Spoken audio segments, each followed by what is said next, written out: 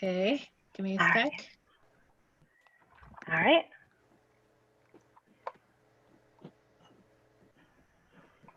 All right, I believe it is going. All right, sounds good. All right. Welcome to our special meeting tonight, everybody. I know that it's been maybe a rough weekend and a rough week for us around here. So I appreciate you all coming so that we can take the time necessary to deal with some of the issues that we have in front of us. So I'll call the meeting to order. It is 5:02. And so then I will ask Emily to read the mission and the vision. Our mission is we provide accelerated curricula in all subjects with an emphasis on math and science, and our vision is to be an innovative, sustainable model of academic excellence that creates well-rounded, lifelong learners and global citizens. All right, thank you so much, Emily. And we should just also say thank you to Emily because I think this will probably be her last meeting, right? Or are you coming in June? Am I allowed to come in June? I think so. Okay, I guess I'll It's be up to there in you. June then. Okay, good. I just didn't know since you'd be officially done with school if you'd be there or not. So, all right, I don't want to miss that. So thank you. All right, so we'll do the roll call of members. So Lisa Anderson, I'm here. Jeff? Here. Noah? Here. Judy? Here. Ramesh? Not here. Okay. He's in Cody? the waiting room. I gotta let him in. Hold on. Oh, okay. And Adam's coming too. Okay. All right, I'll skip a few people here. All right, Dan? Yes. All right, Michelle? Here. Okay.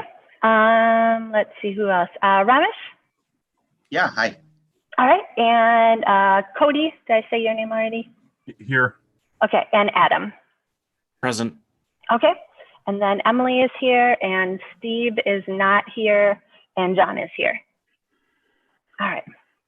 All right, so you do have the agenda in front of you, and there's just 5 items on there.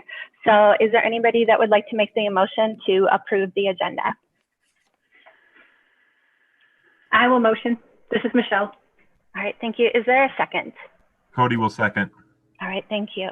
All right, so we'll vote on the agenda. So I say yes. Jeff? Yes. Noah? Yes. Judy? Yes. Ramesh? Yes. Cody? Yes. Dan? Yes. Michelle? Yes.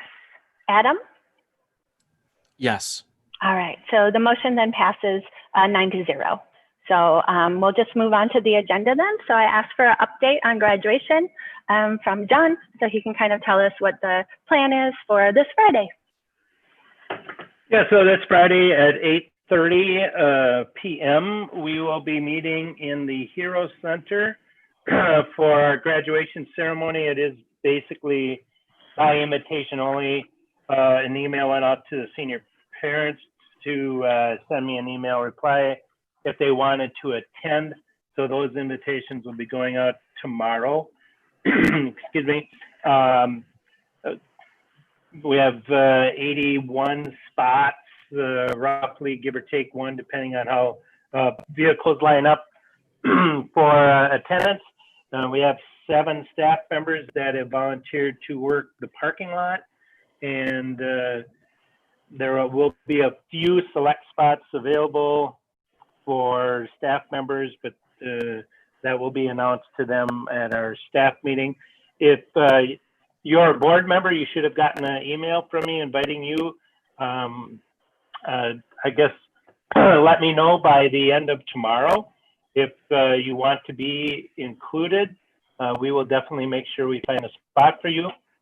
If you do not want to be or cannot attend because you have some conflicts already, if you could send me an email as well, just so I can check you off the list, so to speak, to make sure I've heard from you, that would be great.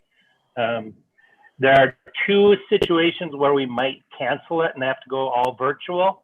That would be on Wednesday. I'm going to check in with the Hero Center to make sure that there are no change in plans. I know there was talk about protests and things going on over the weekend. Who knows what the rest of this week will, or the beginning of this week will bring. So if they feel that it's unsafe safe scenario, they of course have the right to just call off the graduation ceremony. At that point, then we would do so. The other scenario is on Friday. If the weather is looking like it will not allow us to do the ceremony, that information will be passed on as soon as possible, but no later than 6 p.m. We would hope to have a definitive, yes, we're doing it or not. That's most of that is subject to severe weather, some kind of a tornado warning, thunderstorm warning, or extremely high winds. A little bit of rain is not going to call off the event. So I guess we're looking for a good time. There have been a lot of senior parents that have stepped up in numerous many ways to help us out and make this event happen. So kudos to all of them. Without their participation, I don't think the event would have happened in the manner that it is scheduled to happen. So I guess we all pray for really nice weather, and we'll have a fantastic time Friday. John, did we ever describe to the board exactly how we're running the graduation? I don't recall. Running it is as far as well, just that it's a drive-in and we're showing videos and whatnot. Yeah, I guess I've been talking about it so much that I probably forgot my audience, because there are a number of board members that haven't been included on all of those conversations. So thanks for bringing that up, Jeff. For those board members that aren't aware, yes, it is going to be a drive-in event where come in your car, you stay in your car the entire time. There are no facilities available. So when you show up, you're going to be directed based on what kind of car you are driving. Either, if you're in a smaller car, you're going to be up closer to the front where there's a big screen where a lot of the graduation ceremony procedures, I'll call it, are there. But there's also a stage where we will have live speakers that will be giving their speeches. With that, I guess the program will probably last right around an hour. And then, so you'll arrive, you'll be given a time to arrive, because we want to try to make that as efficient as we can and keep cars off of the street as much as possible. So we'll give you a 10-minute window kind of to show up. You come in, you'll get checked off the list. And if you're on the list, which all of you would be if you communicate that to me, you get sent into the parking lot where you'll be directed where to park. Then you stay in your car. You can roll down your windows, but we're asking that you keep all major body parts inside the vehicle, just as you would as driving down a road. That's not to say you can't open up your window and wave or something to somebody, but the idea is you stay in your vehicle until it's over. Then once the ceremony is over, then you'll be directed how to leave. There is a one-way only in and one-way only out. There's basically one entrance, period. So we have to do that in a fairly organized manner to make sure that we get everybody in on time, and then out at time on time as well. We will have 2 officers on campus or on site just to help with the enforcement, or if anything should happen to come up. I don't anticipate that. Hopefully for those 2 officers, it's a very enjoyable evening so that they can have a wonderful experience, in stark contrast probably to last week. I guess, are there any questions from any of the board members that might not know about what's going on? This is the Hero Center in Cottage Grove? Yes, that's correct, Woody. Right next to the City Hall and Police Department and stuff? Yes. Yep. Okay.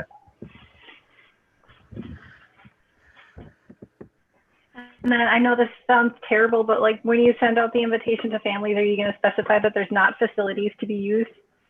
Yeah, that information already sent out once, but with all of the communications that we send out, yes, that is actually in bold print, basically, that there are no facilities. There are no facilities. Please plan accordingly. There are no facilities, because if you have to do something, you'll have to drive out of there, and then you're basically done, because the nearest place is not going to be a close drive. It's going to be a little bit of a drive to it.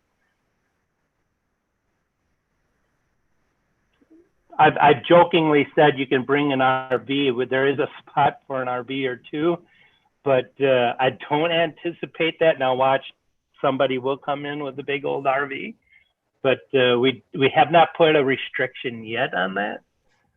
I don't think we'll need to, but I hope I'm not surprised.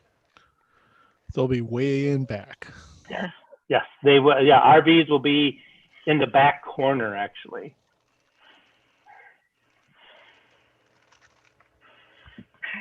Any other questions? All right, thank you. We'll move on to the planning for the fall update then.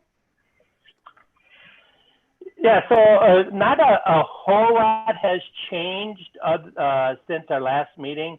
There are 7 different options that exist nationwide as far as what could school look like in the fall. Like I said last month, based on the need for some mental health break, and just mostly the fluidity of this entire situation, we now have an event from this last weekend where we're going to get a lot of data. We as everybody in Minnesota, especially the scientists and MDH, are going to get a lot of information about, are we going to see a spike in the virus or not? There was all kinds of opportunity for it to get spread over this weekend. Will we see a spike in the next 2 weeks? I don't know. Nobody really knows at this point. And I think that's going to really dictate a lot of the guidance that will be forthcoming, around July timeframe, as to what is the school, what are schools going to be allowed to do. The other part of that is we have some sports are able to participate. I don't believe they're allowed to have games yet, but they're allowed to participate. I think that data will go quite a ways in helping determine, what is this fall going to look like. If a teacher were to push me as to what should I be planning for this fall, it basically comes down to 2 scenarios. We're either going to be in person at MSA anyway. I'm not talking about other schools, and districts around us or in the state, but for MSA, it really comes down to 2 options that I would say at this time are the most likely, and that would be, we're either going to be in person or we're going to be distance learning. And if you want to start planning for those, I guess that's where you would start planning to do. I would assume at this point, most teachers that have taught in-person classes, the majority of their curriculum is already set. So they may want to think about, if it's in distance learning, what's that going to look like for me, and what can I do and what can I not do? There will be a lot more meetings once we find out, from MDH and MDE, more guidance on what does this look like in the fall. At that time, then there'll be a lot more meetings with the staff that want to be involved in those planning meetings as to what is this going to look like and how are we going to make it look for MSA.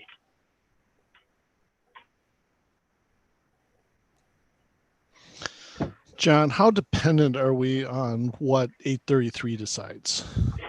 Well, a lot of that is transportation. I mean, if we can't get our students here,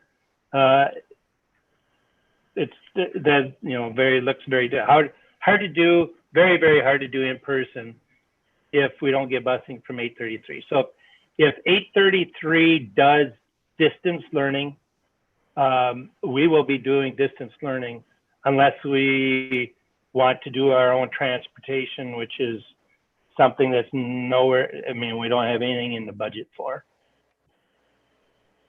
Right. We So, can't. to answer your question, we're very, very dependent on what their transportation dictates will be. And typically, if they are not in school, they do not run buses. I really do want to emphasize, I understand totally why we, like, our final decisions about how we do, like, how we start the fall has to wait until we hear from the state. But what doesn't have to wait is revising our current distant learning plan. That can be revised because the version of it that we have right now is not optionable for the fall. It's not something that we can continue. It's an emergency plan that has, you know, reduced the rigor of the school. And I totally get why. I fully understand. But we can be looking at ways to alter our current distance learning plan, because it doesn't matter if even if we are in person in the fall, we still need to have a workable distance learning plan in our pocket no matter what. And waiting until July to do that, as well as figure out how we're going to adapt in the fall, I think that's going to put too much on the plate already. So I think we can, before July 1st, start renovating that plan to make it something actionable for the fall. Oh yeah, I would agree with that, Michelle. That what we have currently is not something that's sustainable year round. You know, worst case scenario, year long, because it doesn't meet MSA's rigorous demands and needs. So to that, I don't anticipate, the distance learning plan that we finished the school year with now is definitely not going to be the plan that we would have start of the school year. It will change. And I would anticipate that the biggest change will be the amount of rigor and the demand from the students as far as additional time spent on academics.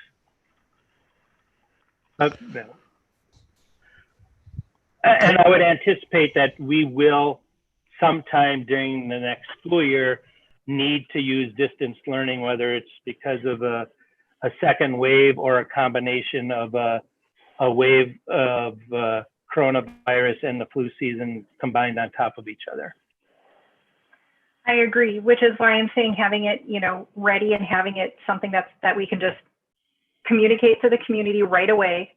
You know, put it up in July as this is our sort of as needed distance plan. This is what we're going to do. People have a chance to ask questions. So then if it does need to be sort of initiated, everybody already knows about it. We've talked about it. They've had opportunity to review it. So it feels less, our emergency plan is haphazard because our information came out haphazardly. You know, we were only getting portions of what the government wanted us to do at a given day.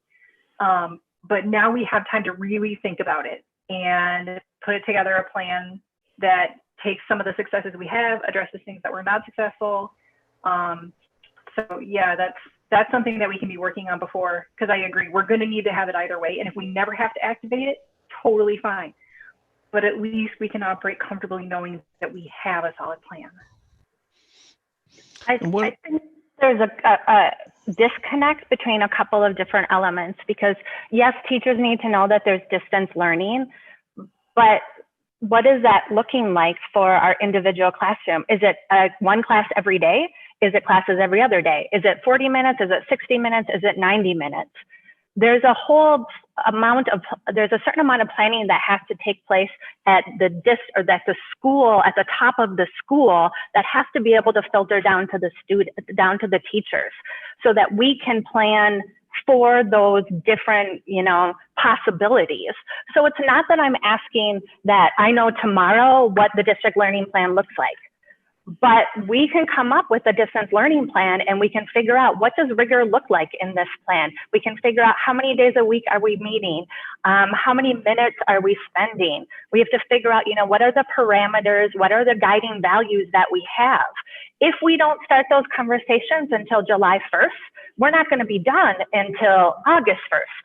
And then teachers are not starting to plan until August 1st for those actual daily, day-to-day, you know, interactions and those day-to-day things.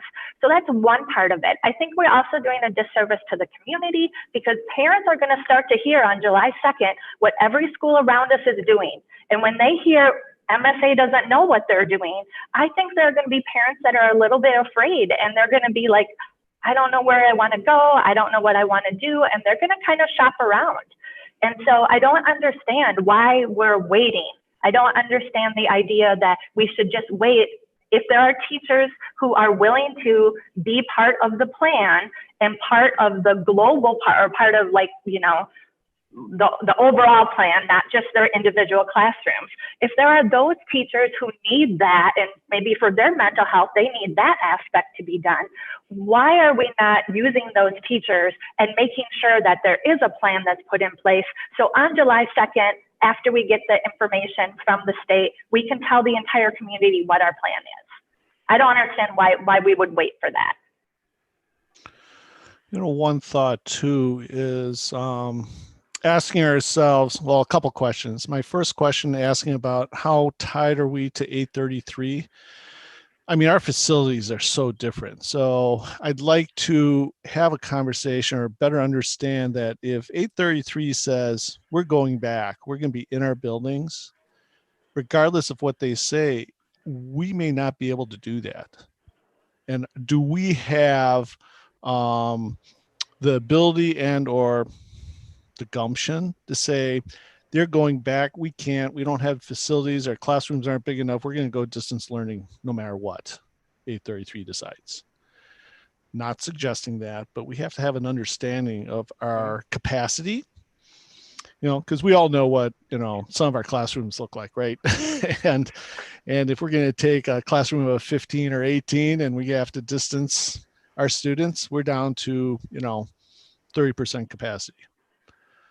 That's one piece of it. The other piece is the part where parents will be asking, and we have to have a understanding whether our school will be viewed as having an edge, a positive edge, because we are smaller, or does that in fact work against us because we have fewer resources perhaps to meet the needs of some of these, you know, interesting things that MDE and MPH may be asking of us.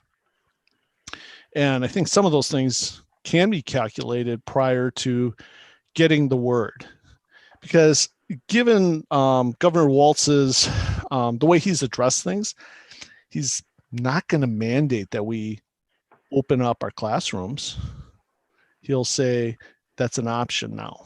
Whereas right now we're kind of hanging, there is no option, right? He's basically said, we won't allow students back into the classroom. So he's not going to mandate you have to be back in the classroom. He's going to be basically saying you can if you want. But by then we're going to have an understanding of, you know, how many of our staff will feel comfortable even coming back in those situations, right? Whether our staff are personally impacted by, you know, being able to be exposed or run that risk. We're going to perhaps gain by gaining an understanding of whether our students, you know, how many of our students might be personally impacted and will not be able to attend, even if they want to come back to MSA, would not come back in the classroom. I mean, all those things might require a survey. We cannot send out those surveys on July 1. Too late. I mean, there's also the risk too of parents asking, and if we don't have an answer, do we have a sense that we may actually lose, you know, a substantial percentage that would be difficult for us to refill if we in fact lose those students? Sorry, Dan, go ahead. No, and I thought you were done, so sorry for interrupting. I like, Michelle, where you're going as well. If I go back to that one, you know, challenging the plan that we had, we hurried that one through. I was trying to think through what would we change, and I think some of it is, you know, we probably need to make sure we understand what the students are needing or missing or what have you as well. So I think you guys are well suited to know from the teacher side what's working and what's not. But do we have enough information back from the students as well on what worked and what didn't from their side? Because we're going to miss in a few days here. They're going to be gone for the summer and maybe impossible to get back again. I don't know, just a thought. And we're going to lose, you know, perhaps teachers offering some of that feedback too. Yeah, my husband is also a teacher, and so they've already done surveys of the parents and the teachers. So because they're thinking, okay, what things worked for distance learning, what things didn't. So if they return to distance learning in the fall, then they have something to base that on and something to make their strategies from and to make their plans from. And then, you know, hopefully they can try to address those things. And I just feel like by not doing anything right now and just waiting, we are going to be way behind. And I just don't think that that's an appropriate way to address the issues at this point. We need more guidance. We need more work right now on those things. And I think similarly, 833 has done that. I mean, they've had focus groups of staff, focus groups of parents, trying to get a better sense of the needs. And I don't know how much they're projecting. I don't know if they've necessarily come up with options, but things that we need to discuss. And if there's something we could be doing, we should figure out a timeline. The other thing that might be really pushing would be, you know, what it takes to put students into classes and schedule. So I kind of anticipate that pressure might be on Joelle and her position in organizing some of that, and to push that into a time frame that's probably a little more compressed than usual. We have to account for that.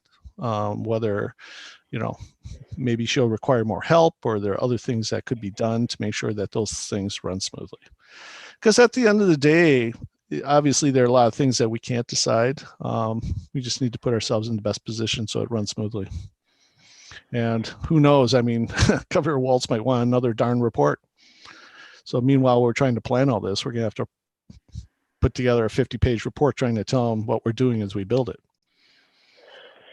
I mean, we spent a half an hour today at the academics committee just talking about which classes might need to be changed if we go to distance learning. Like there are some that just kind of don't make sense, you know? So why would we continue to wait to make at least plans so that people know if they can make a plan to go to a different class or do something different? I mean, to me, I feel like we need like 4 weeks to come up with a good plan even. So if we don't start until August or July 1st, I don't know how we're going to get it all done. And I understand that the sort of individuals involved in my comment here are relatively small proportion, but still a significant minority within our school community. AP teachers are planning things now, and the AP exam, they're not going to do, I don't think, what they did this time where they just had the 2 FR. I think they're going to be, right now, they're already working on a different type of testing that's secure, that they can include the full test version.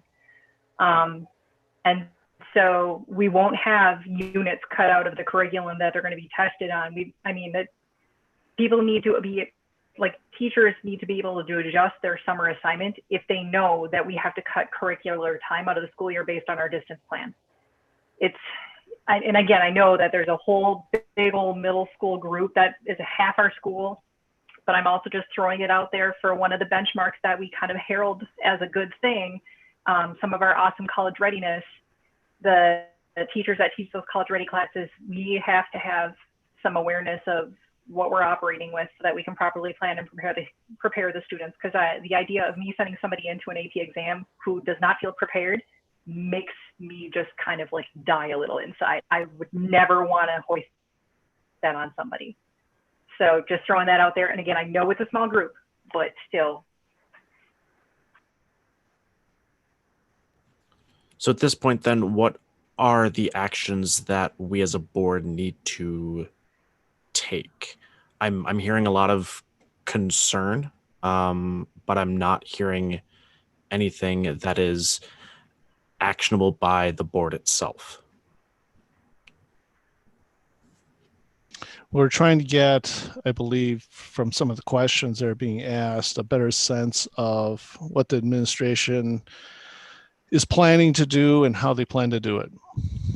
And for the little information that's come through the academics committee, I'm not sure the amount of information is sufficient, or at least the timeline's not set. So perhaps part of it is getting a better understanding. And then to your point, Adam, what do we do in terms of putting together actionable items, whether they be deadlines, other groups to help solve some of these issues, gather information, research. And at a minimum, I think the board needs to become a little more or better educated on some of the options, whether we propose them or even the options that are out there, because we all have an opportunity to read and see what's going on. Any thoughts, John, or in terms of timeline or additional things that could be done or things that you've been thinking of that could help this discussion? The survey question or comment, that is going to happen towards the end, at the end of the school year. So we will have a bunch of data from those three specific stakeholder groups, the staff, the students, and the parents. And from that information that does drive some, not all of the discussion, because surveys are not the end all be all, because you get a snapshot of some of the population, not all, but it is valuable information to consider, especially the comment sections of certain questions. So once we have that data, I mean, that will help drive some of where we go with this. Having discussions with staff over the summer, is obviously going to happen. If I'm not opposed to pushing that timeline forward, the flip side of that, I do have to take into consideration is making sure everybody does get a break, including the administrative staff. Just because if you take a week off to reflect, you're going to have a much different outlook and different ideas come to you, rather than just continually pounding away at this.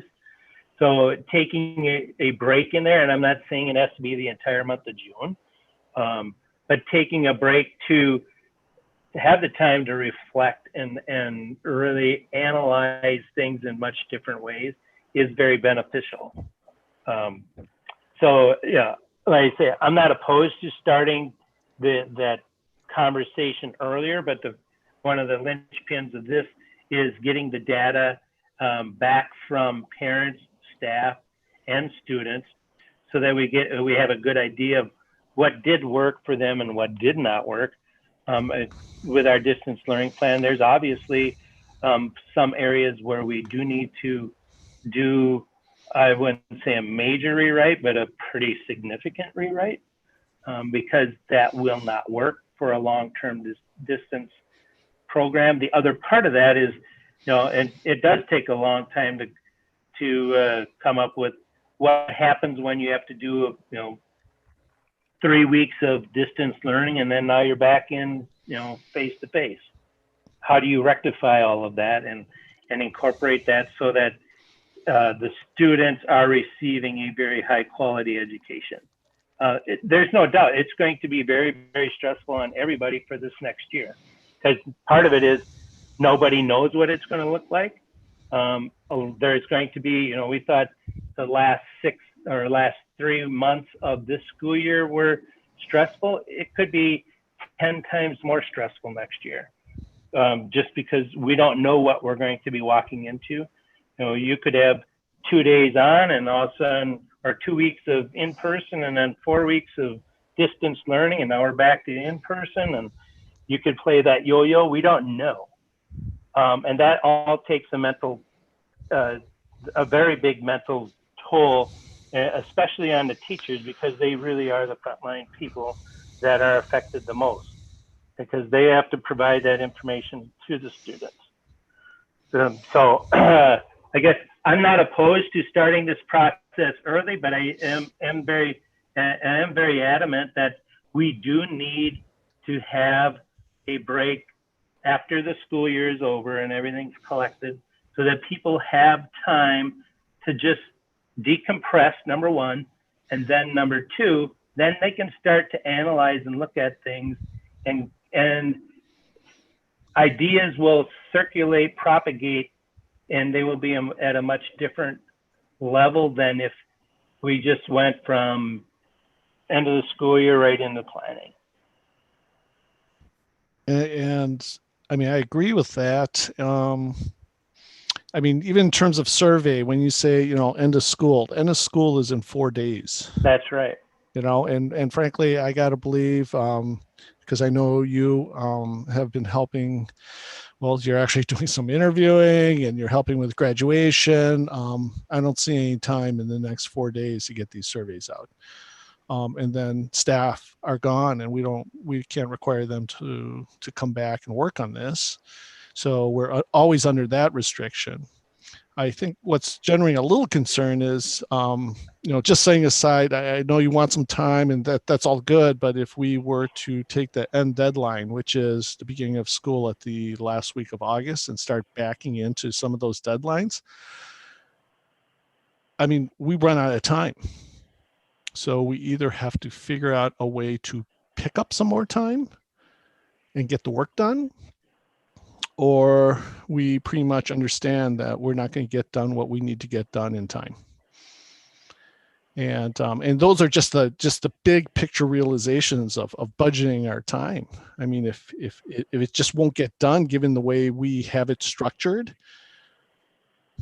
we need to see how we block off those things. And if we have to put more resources in earlier or later or in the middle, then we have to go find those resources and not wait until we need it to find the resources. I mean, I think that's some of the things that we're trying to look forward to and solve. We don't have to solve all the questions, but we need to get the resources in place. And I think that there are teachers who would be ready to work next week to start to plan some of this, So, I mean, why wouldn't we utilize those teachers who are ready to do that? Not that we would require anybody to be there, but if there are teachers who want to do that, I would certainly be willing to help out with that. I would be willing to help out with all of the parts of it. And my concern with jumping in like as early as next week is there's going to be some teachers that may not be ready to go next week, but because we say it's happening next week, they jump in and participate because that's what other people are doing. And so I do like the idea of having a break that doesn't pressure anyone to jump in right away, that might not be ready to, that might not be willing to say, you know what, I need a break, but they don't want to miss out on having their voice heard or whatever. So I do think we need a break. Now, how long is another question, but I don't want to jump in it right away. And that would be fine. Once again, part of it is looking for a suggestion and how we augment the deadlines to make sure that it all comes together in the amount of time that we have. I mean, we're looking for those suggestions to make it work, to give everyone what they need, including the break and however we do it. And we're not suggesting that no one takes a break, or we're not suggesting, any of that. We're looking for suggestions, period, in making sure that we meet these deadlines, answer the questions that parents are going to come up with, and, hit our mark when we start school the last week of August. So do you have a suggestion, Noah? Anyone? I mean, that's what we're trying to figure out so that we can answer Adam's question, which is there something the board specifically needs to do to help in terms of research or implementation or curriculum building? It could be, on the development side, on the training side. There's so many different places. Well, I would. Go ahead, Michelle. Oh, go ahead. No, you go ahead. So one thing is, it's fairly, now we can't say for sure, but I think South Washington County is kind of under the impression that they're going to start distance learning. Because one thing I heard was they basically had all students just keep their technology, because they're like, well, we'd rather just have you keep it in case we have to start. And so So I think we can kind of be under the same impression that we're going to start next year distance learning. Now, I'd rather prepare to be distance learning for the beginning of September and then have to switch to in person. That's an easy change for me. Planning for in person and then switching to distance learning, that's not an easy change. But I think also knowing, well, what's our timing going to be in terms of like how long are we going to have our classes? I think in general, we can assume that we're going to be distance learning. And I think at the very least, I think we all have some idea that we're going to spend more time with our curriculum than we are right now, whether that means going up to 90 minutes, which is a 50% increase in total time. Maybe we're going to jump to, instead of having twice a week, maybe we have 5 classes every 2 weeks.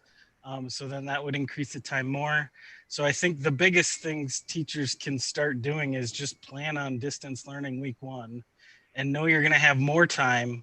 Now, how much more, that might be something that we want to flesh out a little bit more so we have an idea of how much we're allotting. But I think everyone can start planning for distance learning and planning with more time. The question just is that becomes, well, what does that look like? So is it going to be 100% asynchronous like it basically was this year, or are we going to add in some synchronous learning or give that option? So I think that's a bigger question to answer, is what is it going to look like, or what are the things we're going to allow teachers to do differently? So I think those are the kind of questions that need to be asked of teachers. What would you like changed, so that we know how to plan for September. So I think everyone can plan on distance learning, plan on more time, and then we need to figure out some of those other questions along the way. Well, and the questions you bring up, Noah, are questions I need answers to before I can plan. Like whether I can require synchronous or whether it has to be asynchronous fully changes an activity. And so I understand everybody needs break. We have been running at full throttle for 3 months now, and it's definitely been stressful. So if, I don't expect a huge number of people to be available, next week, if they just need a little bit of time, want to take a break, a breather.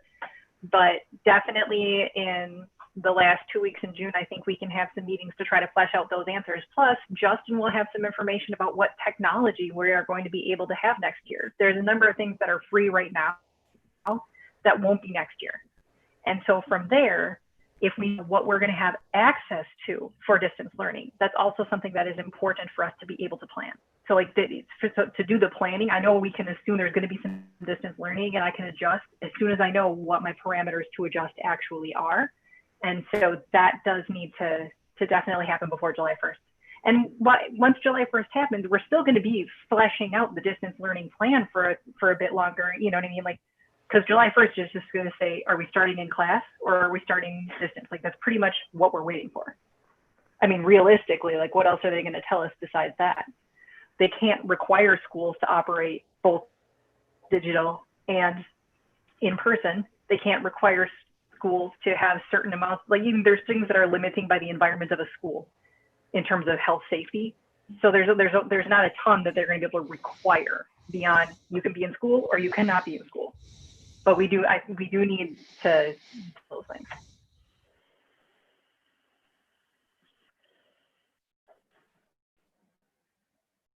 Do we have a liaison or someone do we connect directly with 833? Because we have a lot of connections, obviously. Teachers know people, parents work at some of these schools. I mean, do we have or have had a conversation directly with someone at 833? And well, of course, keep that information confidential, but ask them, where are they headed? And what's the common or current thinking right now? And, I've heard things similar to what Noah has just said, but certainly my information is probably about fourth hand. We ought to be perhaps tapping them directly, trying to find out where they're headed. And maybe it makes it very easy if, in fact, they kind of tell us, we're spending 75% of our time on distance learning and 25% of our time trying to figure out the capacity of our buildings. Then that gives us a little sense of what we could be doing and where we could be heading. Jeff, to that point, I was wondering if they have survey results when they've done these focus groups, can they share that information with us? Because I would be surprised if it's too dissimilar from what we see, right? I mean, that's a good point. Yeah. I don't know if I don't have the contacts, but it would be great if somebody knew. Or I don't know, John, if you interact with other, superintendents or.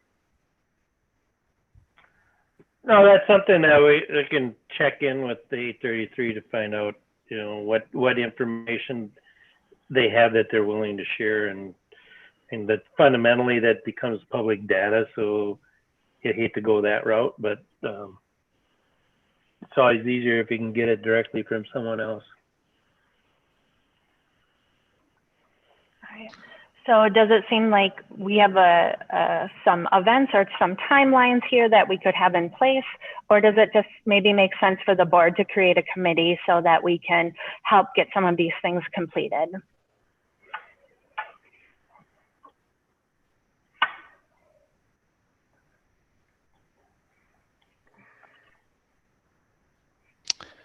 I mean, I think a committee would be useful. I'm just trying to think, what specific charge they would have and what the outcome might be if we do that. It could be, I guess what I'm thinking is to provide information. It could be specific to, the choices that we make, or it could be also specific to building of curriculum, distance learning, and different options that are viable within our school. Yeah, and I would think it would include all of those things, and also kind of narrowing down what are the things that are important to MSA and how do we make those things work for MSA.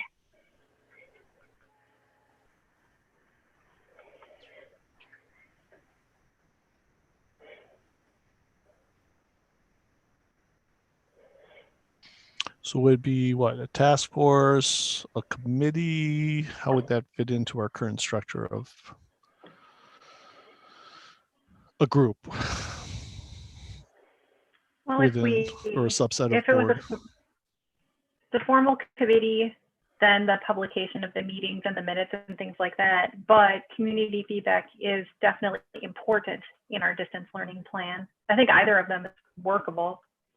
Task force might be a little bit more flexible.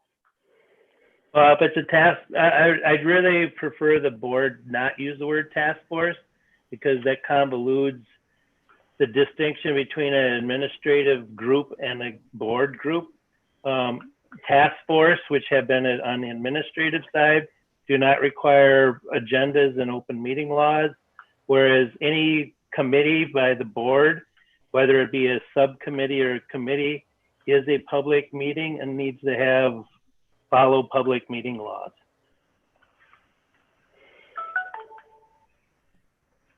So your suggestion or preference would be a committee subject to open meeting laws? Is that what you're thinking, John? No, I'm just specifying the difference. If the board appoints a committee to do this, whether it's a subcommittee or committee, whatever, they are going to have to follow open meeting laws and agendas and all that stuff. Well, so and I think question, so I'm not sure that I like the idea of the board setting up a committee or whatever, just because there's so many things they have to keep track of, just as stated. But I think the question more so is just, John, what is your plan? I mean, kind of between now and the beginning of school year, but I mean, when they announce what's going to happen July 1st, like what's your thought on where we are in the process so teachers can start planning? And then so where are you going to start meeting with teachers and getting that stuff figured out in order to tell the teachers what the plan is for next year? So you know, as I said before, you know, I'm not opposed to getting this jump started before July 1st, but I think it's very important to have a break for staff members. Number one, I would also include, I need a break, and I haven't had a break, and I will not get a break until the 3rd or 4th week in June. That is the first time that I'll probably be able to take a break. But that doesn't mean that a meeting can't happen without me present, by no means. I guess the timeline that I'm looking at is, you know, if you want a timeline, is we have in place the survey results.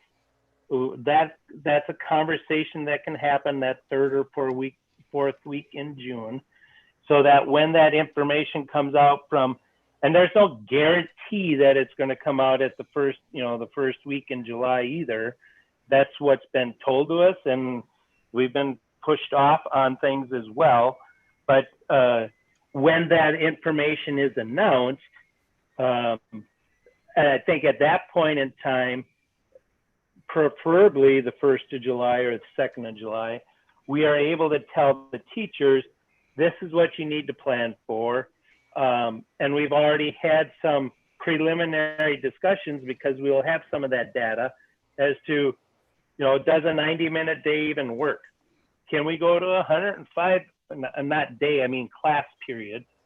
Can we go to 105 minutes every other day for a class? Maybe we go to every day for a class to meet. What, you know, to have those kind of conversations. So at the latest, sometime in mid-July, teachers know I need to start planning for this.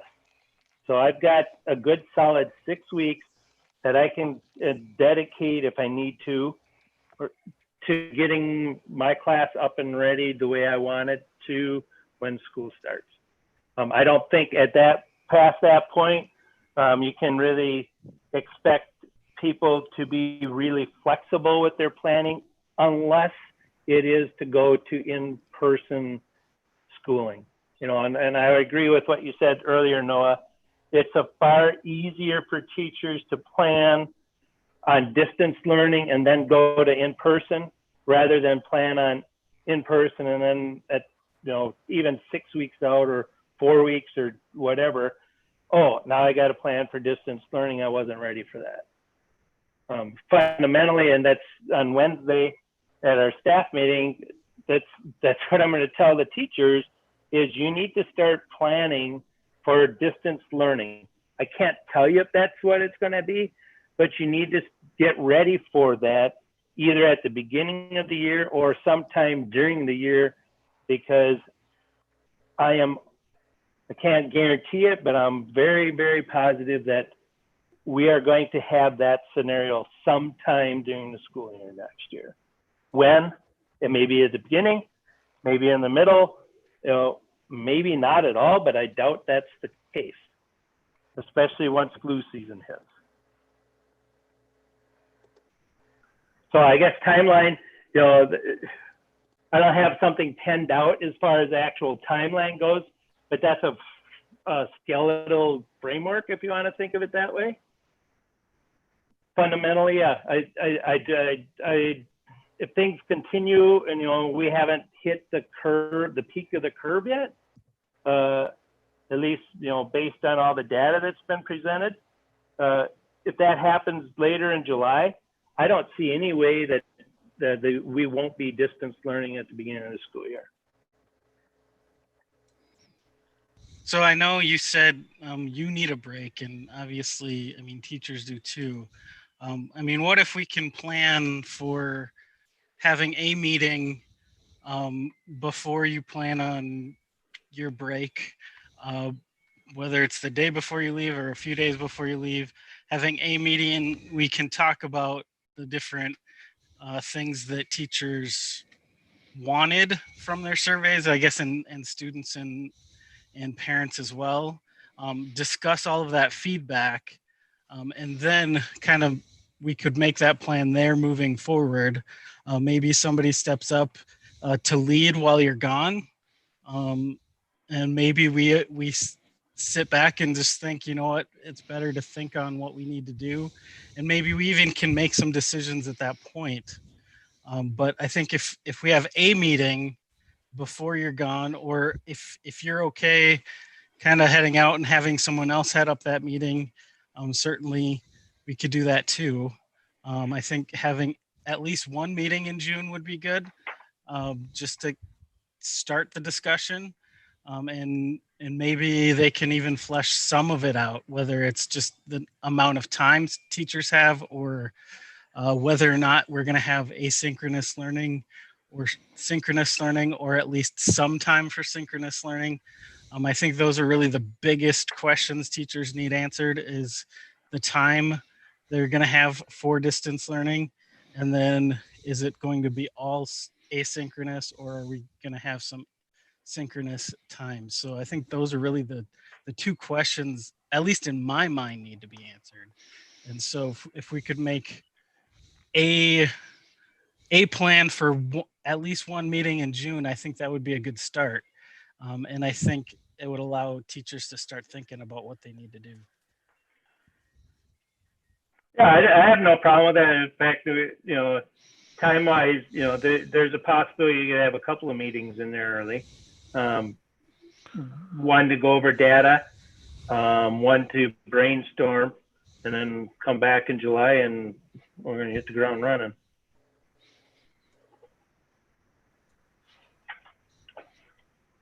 So then I'm just like looking at calendar. What about the week of the 15th through the 19th? Does that seem like it'll give us a little bit of breathing room, but then starts enough that if we need more data or have to make some actionable things, we have time to do so? Or how does that look for everybody? Does that feel like it's a workable week?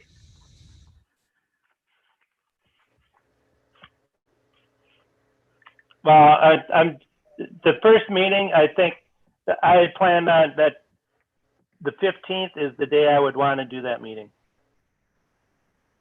Because after, on the 16th, that is more than likely the day I'm going to start taking some comp time, just because I need to. The 15th, is that the board meeting? Yeah. Yeah. So there might be some prep during the day for that. I don't know, I'm just looking ahead. That might be a crowded day. And if you're looking to take some time, John, packing your last day in the office with meetings might not be a good thing. No, I guess I'm so used to meetings every day, pretty much all day long. That day is going to be a little lighter to begin with. So Okay. I would block off that morning to have those meetings. So that would not be an issue for me. Okay.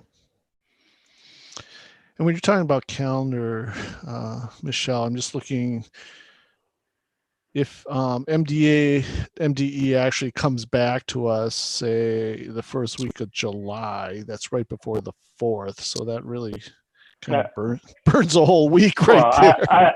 To be honest, I would be shocked if they do an announcement before the 4th of July weekend, but I could be wrong. I would be, you know, they've talked about the 1st of July, but I wouldn't be surprised if they wait until the 6th or 7th, because the 6th may, no, I take that back. The 3rd is the holiday, so exactly. they could come back on the 6th after that long weekend, and that's when they make their announcement. Right. Or if they open it up some, they may want to have it on the 1st to let everybody know over the 4th of July weekend. We have new guidelines for you. So businesses hopefully could reap the benefit or something. I don't know, but so they give us the guidance and run out of town. Is that what you're saying? Well, no, I wouldn't say that. So, I mean, if again, I know it's just a starter, and even if we just have a meeting on the 15th to figure out what are the questions that need answering in terms of, you know, budget and resources for teachers, resources for students, you know, what areas of the plan were functional, not data analysis.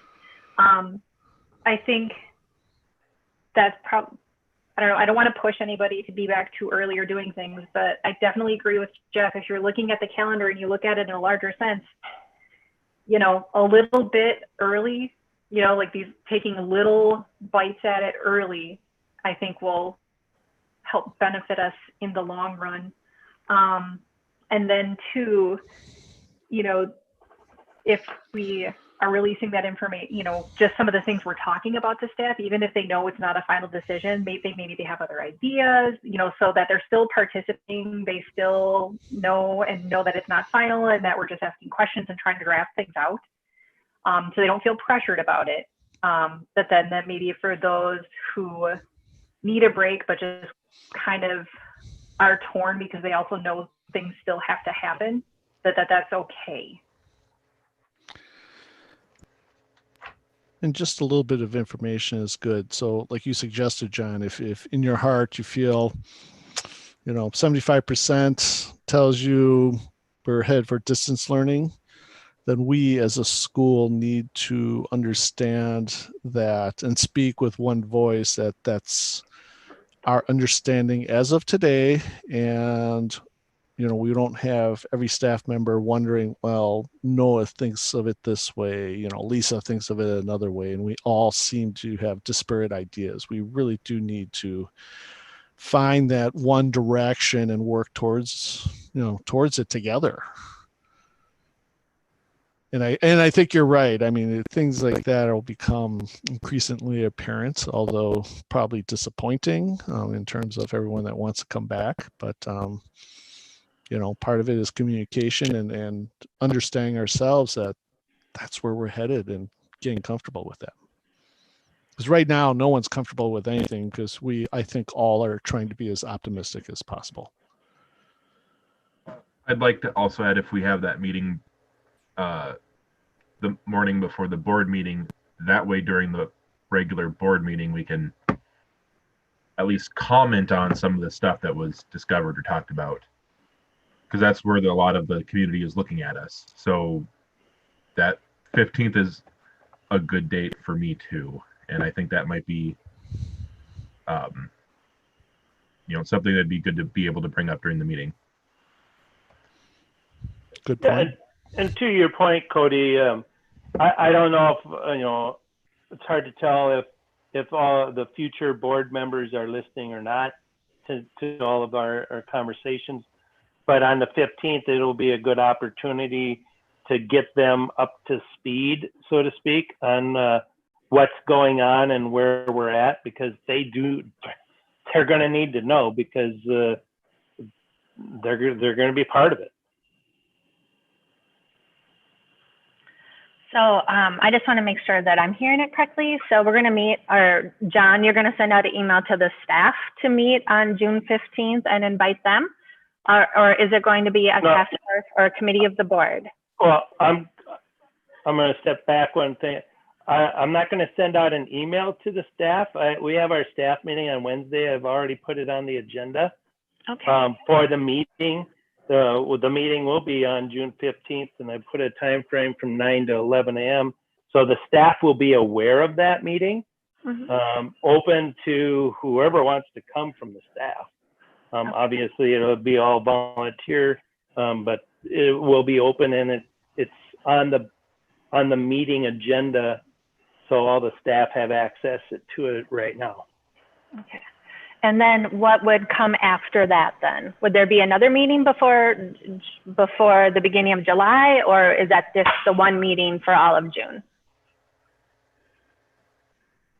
Well, at that point, then that day, you know, at that board meeting, we'll have to put that on as an agenda item, basically an update of what happened at that meeting. I guess I don't want to dictate what's going to happen, because I don't know how many people are going to be at this meeting and what their timeframes are. But yeah, I would anticipate one more meeting before July 1st. What that looks like, I don't know. I don't want to put restraints on that, but I guess that's what I would anticipate, that there will be one more meeting. Whether I'm there or not, it doesn't, you know, it can happen regardless. I mean, I just want to make the assurance to the community that we are acting and that we are trying to figure out, you know, what would be best for MSA in our community. And so that we're taking the necessary steps to be able to do that. So I just want to make sure that we all kind of know what the plan is. So. Well, and I think that's something that will be decided at that meeting too, is the people that are at that meeting may say, hey, we have 2 more weeks before July, and we feel like we have enough things to work on each of the next 2 weeks. So they may choose to work every week. But I think that's also something that can just be decided at that meeting. Maybe it's super efficient and they're like, you know, we have almost everything we need. We just need those final details from MDE and then we can tweak it or whatever. So I think it's just, we'll have that meeting and at that meeting, they can decide, whoever's a part of it, how many times they want to meet before July 1st, if they want to meet at all. And then, John, will you also invite Justin? Because with regard to distance learning tech needs and subscription needs and things like that, his input would be really valuable. Yeah, we can definitely do that. To go by any means. He's been doing a ton, but you know. Well, you know, Justin, if you ask him to be there or if he's needed, he's going to do everything he can to his own detriment lots of times to be there to help MSA. If it involves tech, he's there. Yeah, exactly. Is Justin our only tech support guy? He is the company that we contract with for all of our tech support. His company, not Justin, JR Computer Consulting or something like that. I think another important question is that enough support, or are we going to need more support? And do we need to find where to get that support? I think that's probably question 3 or 4 in the first meeting. I feel like that's a first meeting question because we have all summer. Right. Yeah, because that's very important. If we can't get all the support that we need to be able to find that. Well, and that could be a thing too that we figure out at that meeting. We're like, you know what, we're going to need more support than just Justin can provide by himself. I mean, now he's got plenty of like alumni students that work for him that support us through his company. So maybe that's something that we bring to the board and say, hey, we need to bump up our contract with Justin's company for this next year for these reasons. And then Justin can still provide the services we need. He just figures out how to get that extra, those extra contact hours or whatever.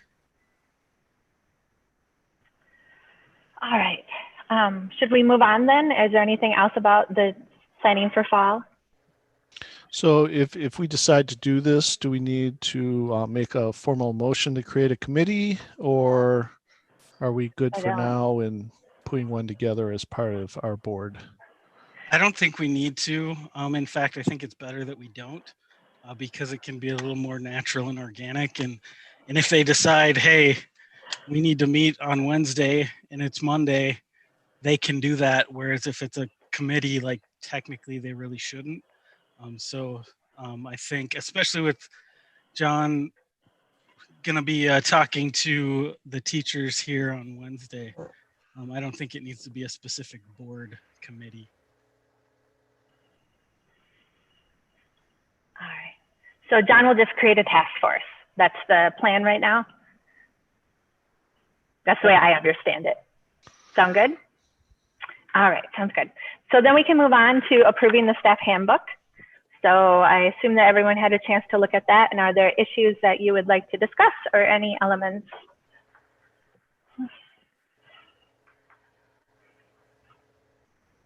I think I'm fine. Of course I'm fine. I was one of the people that edited the handbook. I think one of the sort of last things that we had to figure out, I sent it out to you because the conflict resolution form and its process, there were concerns expressed that by administration that you received the draft copy language that I shared with you. I sent that at our last meeting. I sent that out to you because that was different language that was proposed. The concern is that the language that Gina and I had kind of originally favored had an avenue that if an individual had sought conflict resolution and it was not resolved. So the language, if you pull that Google Doc up, you'll see that it says if it wasn't resolved and the actions continue, that they can then kind of move up the chain of communication, even up to the board. So that, and it also, in the procedure in the handbook, if it is with the director, then the board is the one who would receive that information, just, you know, for full conflict resolution. So the concern, the language that you see from the one originally sent out just said that the person would be notified that it was resolved. And I think the concern that was expressed with that language on the other side of it is that being notified that it's resolved doesn't mean it's a conflict resolution. That doesn't mean we've been mediated, that we've discussed, that we have found a way to work together. It's just, and so the person may receive a thing saying that it is resolved, when in fact, in their experience, it is actually not. And so the idea that there's some language, and this in the handbook, it talks about, you know, the different tiers of escalation that it goes through, and this sort of reflects that. And so this form isn't in the handbook, but it's what is referenced. And so we just kind of needed to come to a little discussion and resolution with regard to the language of the conflict resolution form. So the idea of like reporting a complaint, it's investigated, and part of conflict resolution can be mediation and different types of ways to resolve the conflict. But that was kind of the two ends of the concern and the two different versions of that form. So the handbook, as you drafted the new language, Michelle, did allow for that escalation, and you're saying the form does not match the language in the handbook, your suggested language? Well, yeah, that's what I'm saying is that there are the two different versions of the form itself. And the concern that was expressed was that if we include language about escalation, then it would sort of, you know, that I think the concern is that the person may be perceived that it is guaranteed that the conflict is resolved in their favor. That, you know, that was kind of the concern expressed as I understood it, that if you have language about escalation, then the person can keep going up the chain of communication, you know, sort of to get their way. And that if they, you know, that so that it would kind of promote that sort of mentality. So we try to rework it a bit to indicate that, you know, yes, you may have a conflict and your resolution of the conflict might be that the person is fired, but that doesn't mean that's what's going to happen. So that it may not be resolved to your satisfaction, but these are our full and fair efforts, and these are the ways in which we can try to do so. So let me ask the question another way. Is anyone saying there shouldn't be an option to escalate? I mean, forget the form for a second. I mean, just in terms of the policy, is anyone suggesting that we shouldn't put an option to escalate if need be? The other language for this form made it seem so, yes. So we have two very different perceptions of what. I think that the biggest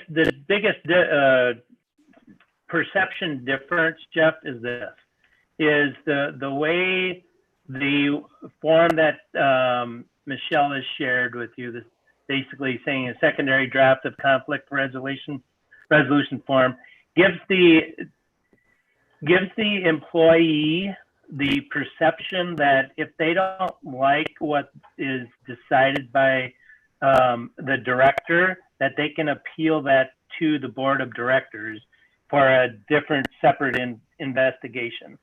And fundamentally, This is a administrative role, not a governance role. So you're opening up the board to do a bunch of administrative tasks. If the employee were not to like what the director decided, unless the director made an error in their application of the procedure, there's no recourse at that point. The director's decision is final, unless they did not follow the procedure or policy that the board of directors established. If you leave the board of directors' decision as an override of the director, you have now entered into the administrative role or function, and that is an overstep, in my opinion. That's an overstep of the board's function, because it's no longer governance, it is now administration. And I think you would find Max would agree to that. Yeah, well, I mean, that's kind of true with a lot of different issues. Well, first of all, you answered my question, which is this is not an issue about the form itself. It is actually an issue about fundamentally, should the board get involved, and not all the time, but at that particular instance where it might have to. And you're right. I mean, board is governance most of the time, but as part of governance, we need to make sure that things are working correctly. And we do oversee administrative things to make sure that it's working correctly.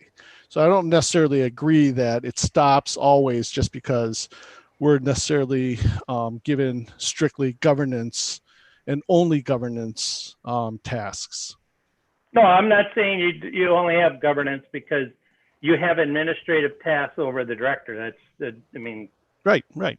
That's a good way to put it. Yes. If the director is not doing their job by following the procedures that the board has put in place, they should be addressing that with the director.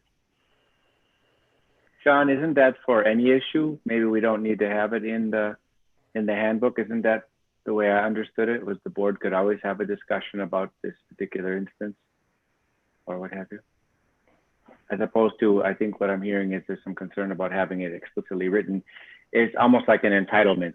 If you see a process this way, then you will keep going up like the Supreme Court. I'm going to keep going until I get the exactly. Right exactly. yeah. And that's my concern, is by putting it in there that, every employee has always the option to work the chain of communication.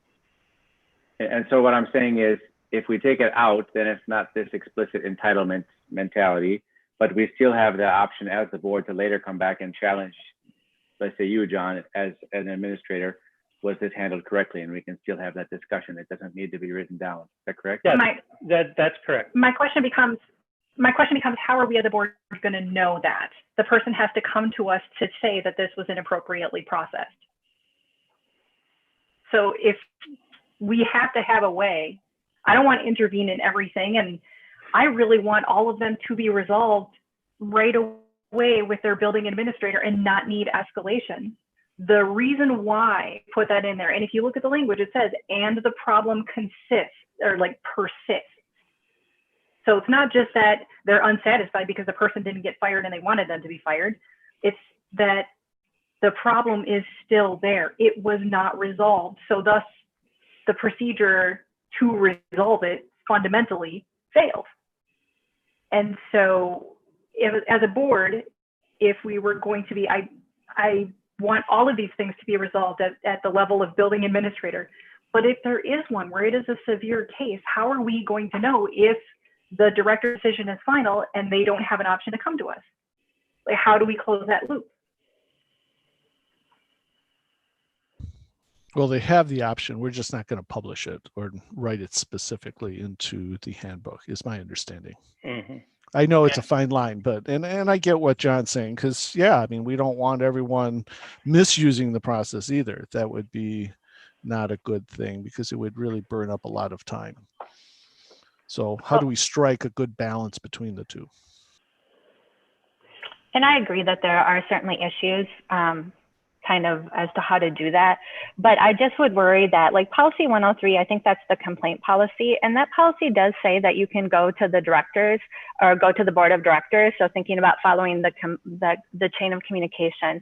But then there were some issues where in the past where people were told that that policy didn't apply to them when they had a complaint. So if we're setting up this policy because policy 103 did not apply to them, then we do need to make sure that this policy sets that up. And maybe it's just the simple language of saying follow the chain of communication, because we have the chain of communication outlined in other places.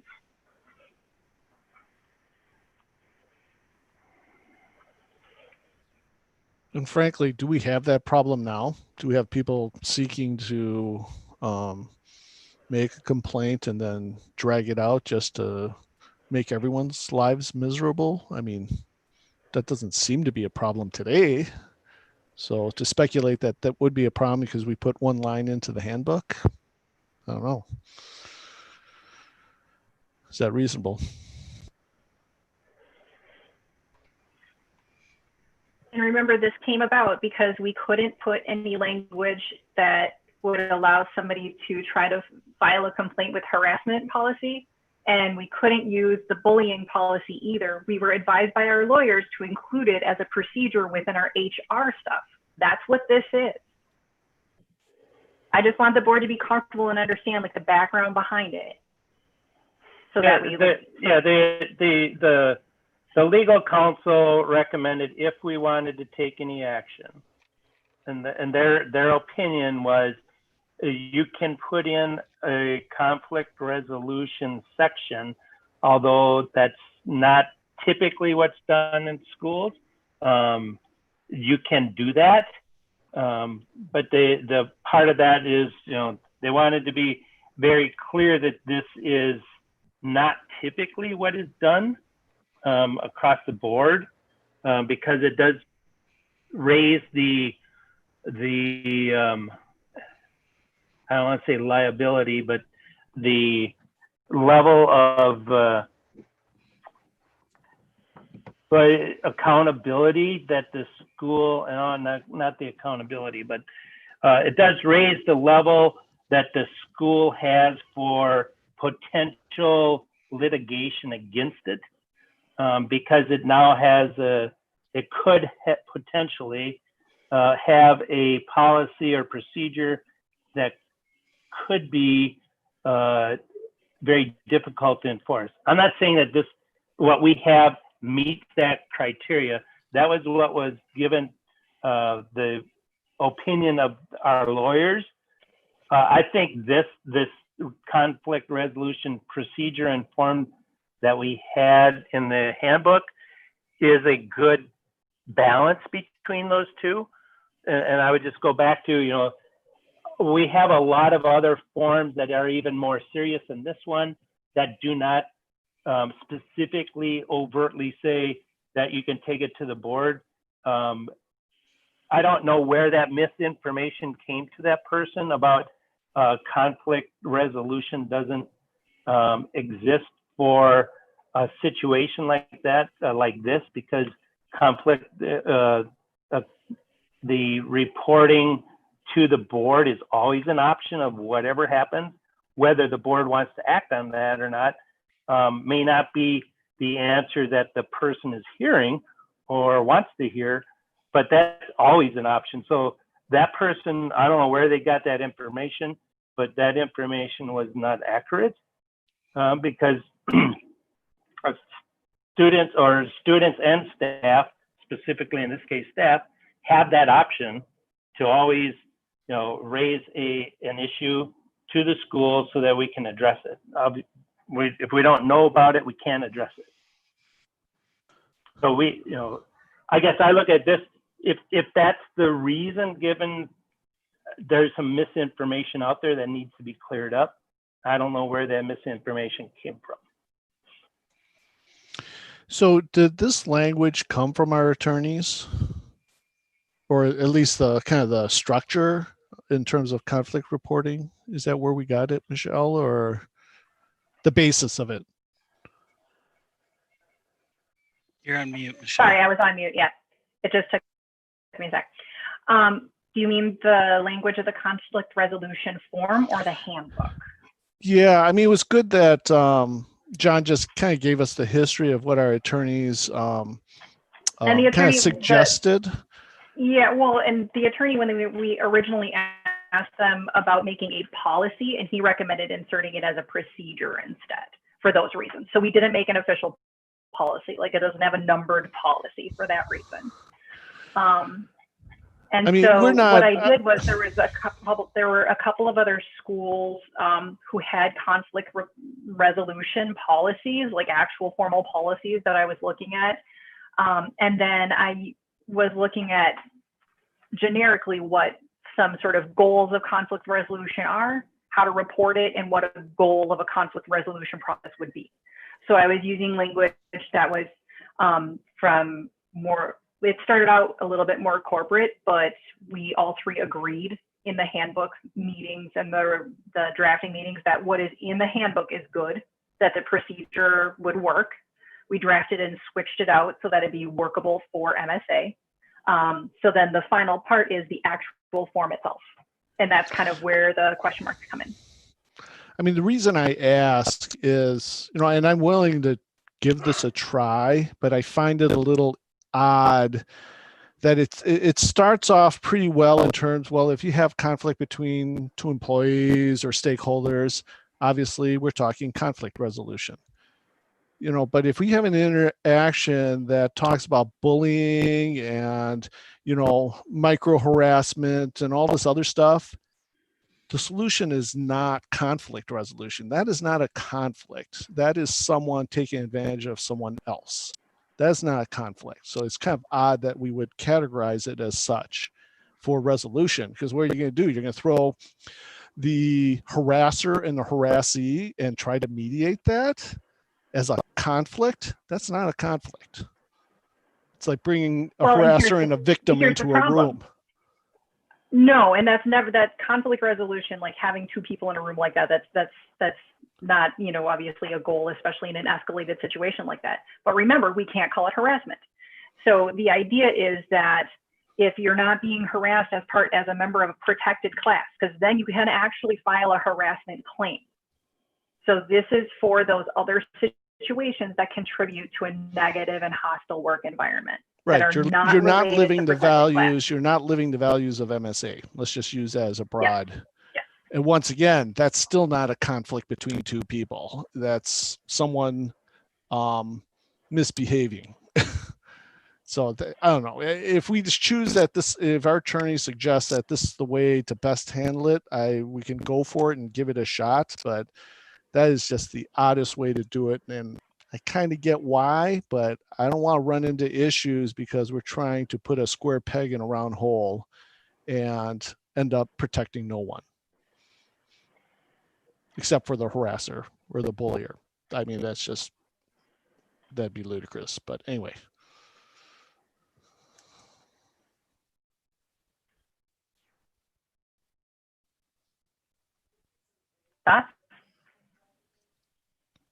Well, I mean, part of the thing about having a form and it referring to it in the handbook is, I mean, we can change the form later. We don't have to say that this is exactly what the form is going to be. And we do that in policies all the time, where we have a form. We can certainly approve it as is or as it was before. We can always come back and change the form without having to change the handbook. Well, I think actually, because it's in the handbook, that does bring up a legal point of view, because you would have to go back and because each individual teacher's contract is based on the handbook. And this is now part of the handbook. If you change the handbook, you do have to go back and change that through the board, and then also make sure that all employees agree to the change. If you just refer to it in the handbook as will fill out a conflict resolution form and you do not include the form in the handbook, then you can do exactly what you said, Noah. Then you can change the form as needed because you have not included the form in the actual document. Once you include it in the document, it becomes part of the document. And you can't just change part of the document when you have an agreement between two parties, which once you sign your contract for the year, that is now a legal document. Definitely. That's why we do it the same way with policy, why we would have the form be separate. So then the policy can stand alone and the form has a little bit more fluidity with it. So does the form currently say that people can go to the board for recourse? Or is that the alternate form that says that? The current form that was the current form that is in the handbook, the copy of the handbook, the draft form, does not have the highlights on there that Michelle's copy, the second draft of conflict resolution form has. Because it just seems to me we review the handbook every year. So if we use the form and we have the form that says that people can go to the board because that's their right, that is what they have the right to do. If this year we find out, oh my goodness, you know, a whole bunch of people came to the board and we don't want that, then we can change that next year as well. But I think there's no reason not to put like all, like, you know, in the staff handbook, we put all the things like, this is the worst thing that can happen to you, you know, if you're going to get fired or, you know, all of those things. We put all of those things in the handbook so that people know right away. So I don't think that there's like a disadvantage to telling people that they have the right to kind of go through that chain of communication. And so I feel like using that would be the best way. And if we are wrong, then we can come back next year and change that. So in other words, Lisa, you're suggesting that we err on the side of giving people information. Yep. So if you look, I'm looking at it right now and I'm hoping that I'm getting the right page number, 46.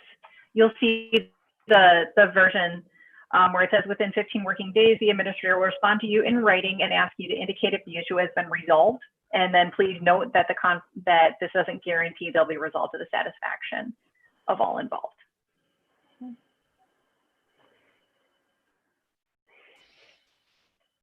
So that's not the one that says that people can go to the board or go through the chain of command.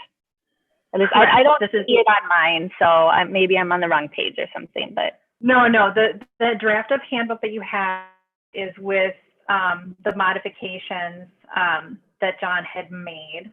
But like you said, we can always, you know, also just because the staff handbook is always posted with, you know, on the teacher drive. We can always post the staff handbook, not have the form there, and then just post the form separately too. That is, you know, that's also an option as well. But I agree with you, Lisa. I personally think it's better to err on the side of information. But again, that's why I sent you the other, you know, the other language so that we could talk about this as a board, since it's something that would be applicable to us. And sorry to go off on a real quick tangent. On like the first or second page of the staff handbook, we have a phrase or a paragraph that basically says we can change the staff handbook at any time at our discretion with or without notice. And clearly that does not seem consistent with our conversation right now. So we may want to review that and remove that language. Probably don't need to do it today, but I did see that and it struck me as being inconsistent.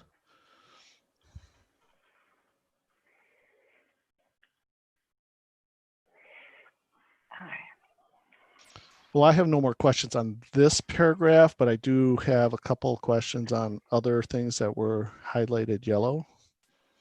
Okay. I mean, before we move on though, do we want to make any suggestion? Go back to the original form, new form? Is there a way to resolve this? I mean, it'll be for 1 year, and if it becomes a problem, then I guess we straighten it out. For me personally, I would err on providing accurate information to people, and if it becomes a problem that people take advantage of it unduly, then we could remove it. but I don't know if we've had that problem. And I don't know if I want to suggest that we take it away just because we think it might happen. Well, in the conflict resolution or conflict reporting and resolution in the staff handbook, like it does list the board of directors. So in that last part, it does say that. Right. And that's probably a good reason why we should write up a consistent form to match the language in the handbook. And the form that I sent you, part of the reason too is also that there's a space on the bottom to sort of indicate the chain of communications that it had been received by building administrator, possibly forwarded director, possibly forwarded to board. So then you can track an investigation as needed. And so if we were going to do that, you know what I mean, that BOD part would still need to be on there, even if nobody ever uses it, which I really hope they never do. But a space for that to be documented as well.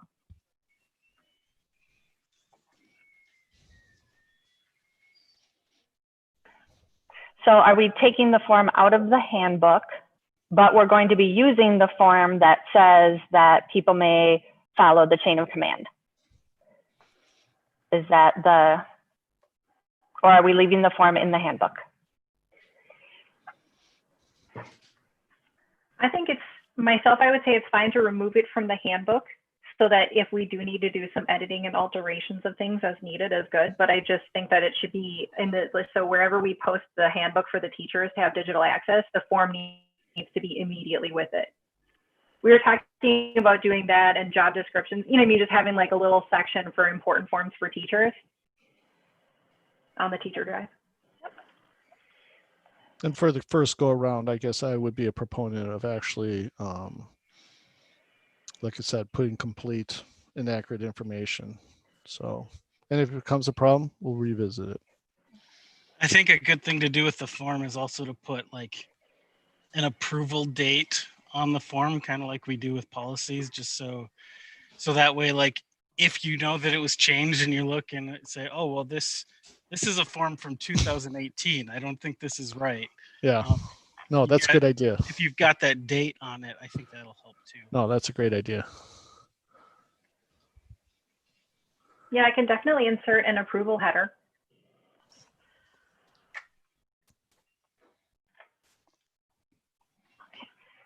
All right, Michelle, not to put more on you, but can you make sure that the right form ends up online?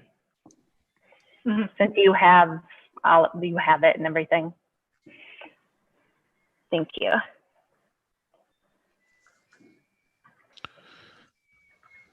So I do have a other quick question. This was probably one for John, and I remember you explaining this to us in an earlier meeting, and didn't catch it until I read it. The additional sentence about vision and reimbursement on page 8. You just said, or in this handbook, I think we just wanted to make sure that vision reimbursement was intended for the benefit of employees or dependents' health. Was there a specific situation that occurred that was unclear? Because the sentence before it basically said it's for vision expenses of the employees and their dependents. Does employees and dependents' health add something to it? I thought you mentioned this in one of our previous. Yeah, this kind of it goes to the point of if somebody were to go and buy, I got $200 for his vision reimbursement, so I'm going to go buy. So I'm just for the math, 10 sunglasses at $20 a piece and get reimbursed for it, and or I'm going to go buy myself a designer pair of glasses, and I'm not saying, and I'm just going to buy them because I've got this benefit. Now, a different person could go buy designer sunglasses because they have, they're sensitive to light, and these designer sunglasses are the only glasses made that would ensure that that person's vision is protected should the glasses get scratched or something to that effect. I don't know if you understand that, the subtle difference between that. So it's the reason we added the health part is to make sure that it's, it's not a benefit to, this isn't a $200 blank check to go buy whatever kind of vision vision hardware that you want, unless unless you need it for your health. Well, in the first sentence, then we can say that. It was kind of a wishy-washy thing to say that vision reimbursement is intended to be. We could actually make that a requirement. We'll reimburse you, cap it at 200 for vision eyewear that is in fact, required for your health or something to that effect. I don't know. I'm not strongly either way on that. It's just kind of an odd sentence to put in there. And it really technically wasn't a requirement. It was just, we're hoping that's what you would do. I assume we've not had a problem with that though. So.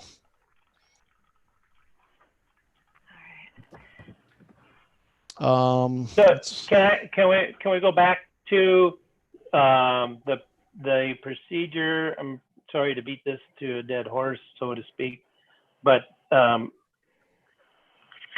make sure that I have those corrections in the conflict reporting and resolution. So we are going to take out the reference in the appendix of the form and put something to the effect that the form will be posted on the staff dashboard. Do you want me to make that change right now, John? Like just the statement that it's on the staff, like the teacher drive or staff dashboard? Yeah, I guess I just want to make sure that I have that's what the board wants to have in there. Yep.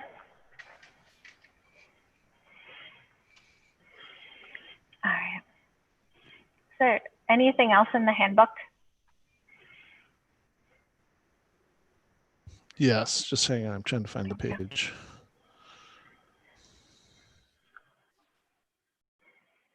Sorry, mine's being laggy. I'm trying to make the change, but now it's being angry. Yeah, I'm actually buying time for Michelle to make the changes.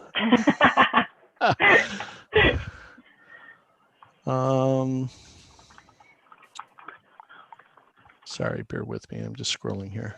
Actually, I do want to ask a clarification for the vision. Do we consider LASIK, like if someone wanted to use 200 to help cover LASIK, is that covered? Because it improves their eyesight, but it's not like they could achieve the same thing by using glasses. Or has that not been discussed? So because LASIK is a procedure, a medical procedure, I believe that's covered under their medical policy, not this. This was initially intended, at least since I've been here, for hardware. Okay. Okay. So, glasses or contacts, some kind of hardware. Okay. So quick question, page 9, cashing in PTO.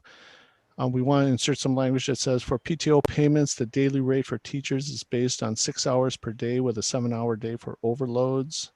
So, so essentially prep time is not included in that if you had a prep time for the day? Prep time is time, it's not included for, well, it's a matter of how you look at that, Jeff. The calculation of a teacher's FTE status is based on 6 teaching hours per day. Okay.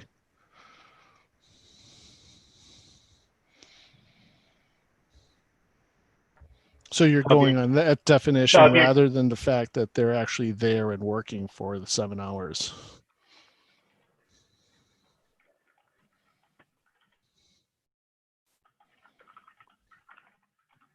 Is that what you're saying? I'm sorry. Well, not that I don't want No. to get more money for myself, but on the other side, we're also like allowed to like leave during our prep time. So like my doctor office is across the street. If I can make that doctor's appointment during the day during my prep and get back, then I also don't have to take PTO for that prep. Okay. So at least in my mind, it probably balances out. So, I mean, I don't want to speak for every teacher, but I know some people don't agree with me, but. Well, it sounds like a fair trade. Issue, so. Yeah, it sounds like a fair trade. It's just wondering why we picked 6 instead of the 7. Then further on, I just want to make sure I understand this part-time or choosing PTO. It says required special event PTO. So we have chosen, let's see, 1, 2, 3, 4, or three events that are required, correct? Is that what we're trying to say? It says required special event PTO. Yes. Page 10. So yeah, the back to school night is required of everybody. The Okay. conferences nights are required, and then the open house are required. Okay. Or salaried exempt. So as a matter of just format, it might be nice to take that second paragraph, make it the first paragraph, and basically say these days are required. But if you were not to show up, you have to take it as PTO and then give those suggestions or the way you listed as PTO. It was kind of backwards. So I know you guys understand it, but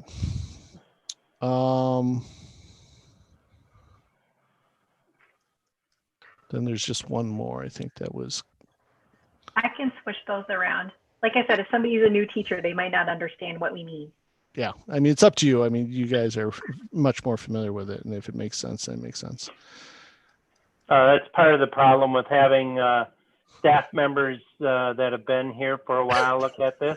We do need fresh eyes because after you've seen these year after year after year and you've been here for multiple years, you kind of already know what it says.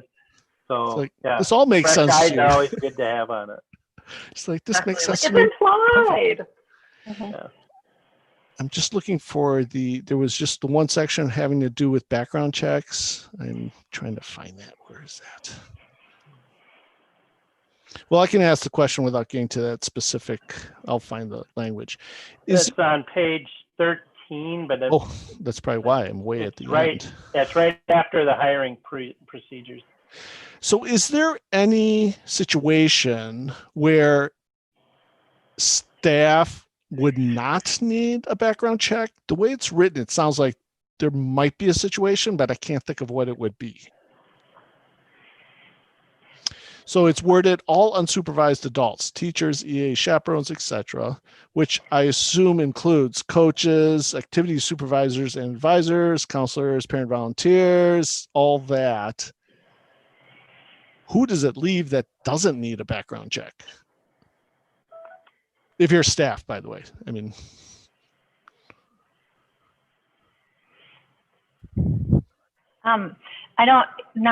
It's not if you're staff or not, but like I know there was one teacher who has like a parent come in and speak. And so the issue was, does that person have to get a background check? They're not, because they're supervised by the teacher. Okay. So it's obviously not a staff person, not getting paid or anything like that. But I seem to remember that was an issue. Like somebody asked almost that same question. So I don't know if that is the answer, but. Yeah, or you could have guest speakers coming in that are paid a stipend for coming in to speak, but because they report to the office, they're supervised the whole time that they're in contact with students. They do not need a background check because they're supervised the entire time they're in school. Right. And we said parent volunteers who are chaperones, correct, would be included in background checks. Is that correct? Parent, if they have the opportunity to be with students alone unsupervised, they would have to have a background check. Okay.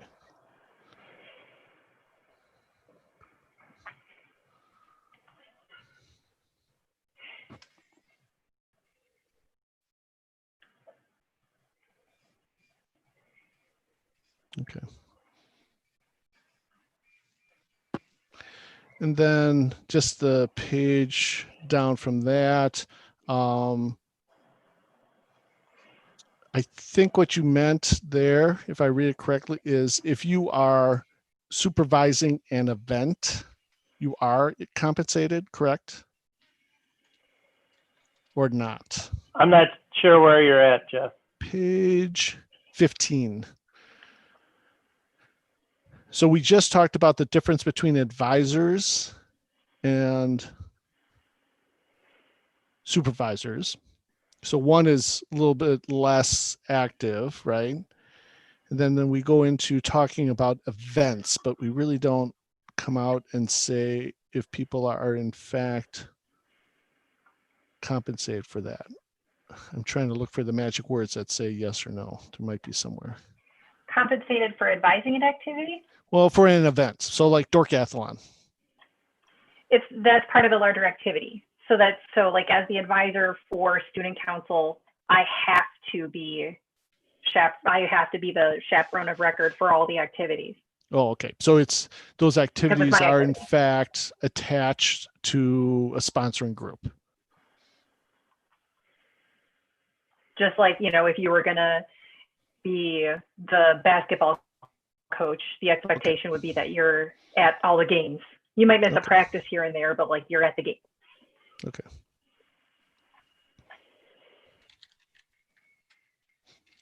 Okay. I think those covers, I mean, the big one were the ones that were highlighted in yellow, but those are just some questions I had. Okay. Okay. Anything else about the staff handbook?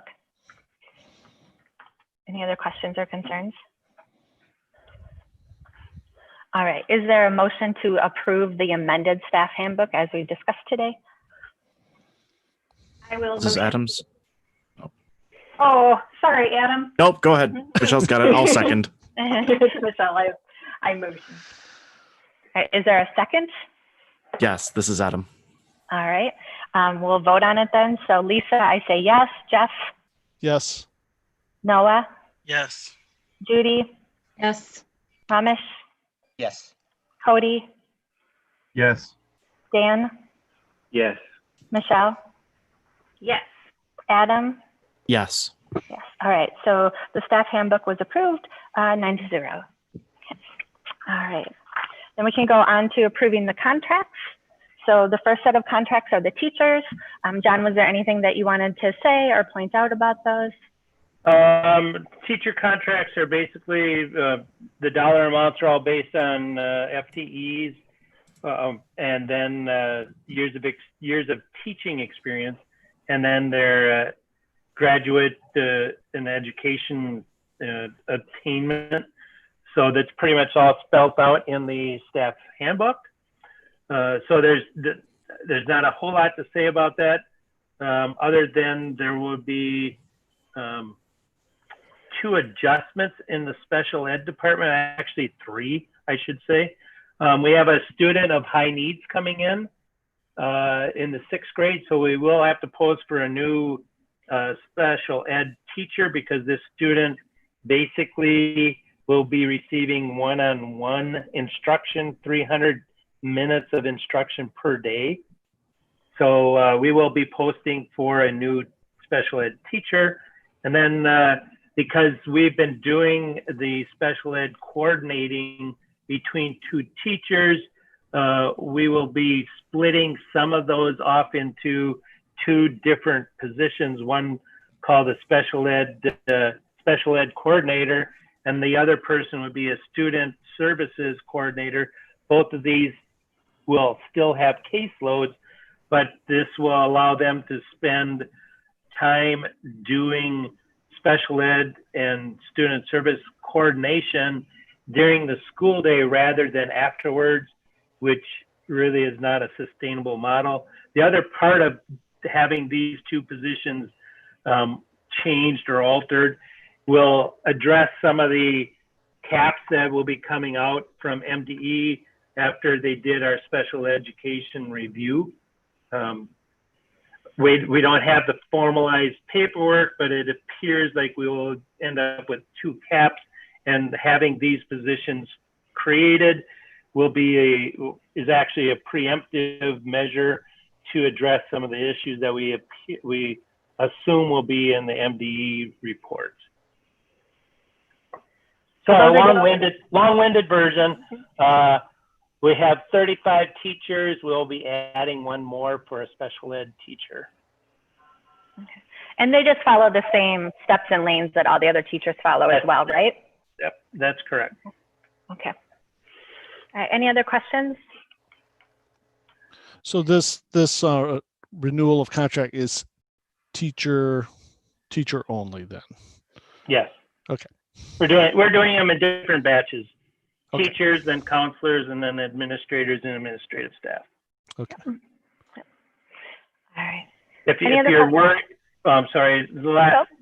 If you're interested, if you look at the pay increase for teachers overall, if you take what they earned this year versus what they'll be earning next year, the increase is about 4.6%. So what's the total budgetary impact, including the new 1.0 FTE? The total impact, you mean, as far as? So we've had one person plus, we've increased by, you said 4-point-something%. So in dollar terms. And I will say that average increase, we voted a couple of years ago that we increased the newer teachers' salaries at a much higher rate to make it more attractive for retention purposes. So the vast majority of the teachers are not seeing that percentage increase. Oh, I would agree. Okay, good. So that number is a little bit misleading, and I just really want to be careful about it. I would say, there is the part of the reason why that number is as high as it is because we do have a lot of younger teachers, so they are on that spectrum where they are seeing a lot higher increases than the top third. When I say the top third, I'm talking longevity. The top third in longevity is not seeing increases at that same proportion. No, okay. Like 1%, so less than cost of living increase. So, yeah, mine was eaten up by my benefits last year, so I'm hoping this year. But that's okay. The goal was if we have younger teachers coming in and we're attractive financially, then they also become more invested in the school. And so then some of that idea that we make significantly less than big district schools is counterbalanced by how amazing our staff is and how awesome our teachers are, and the environment itself is its own reward.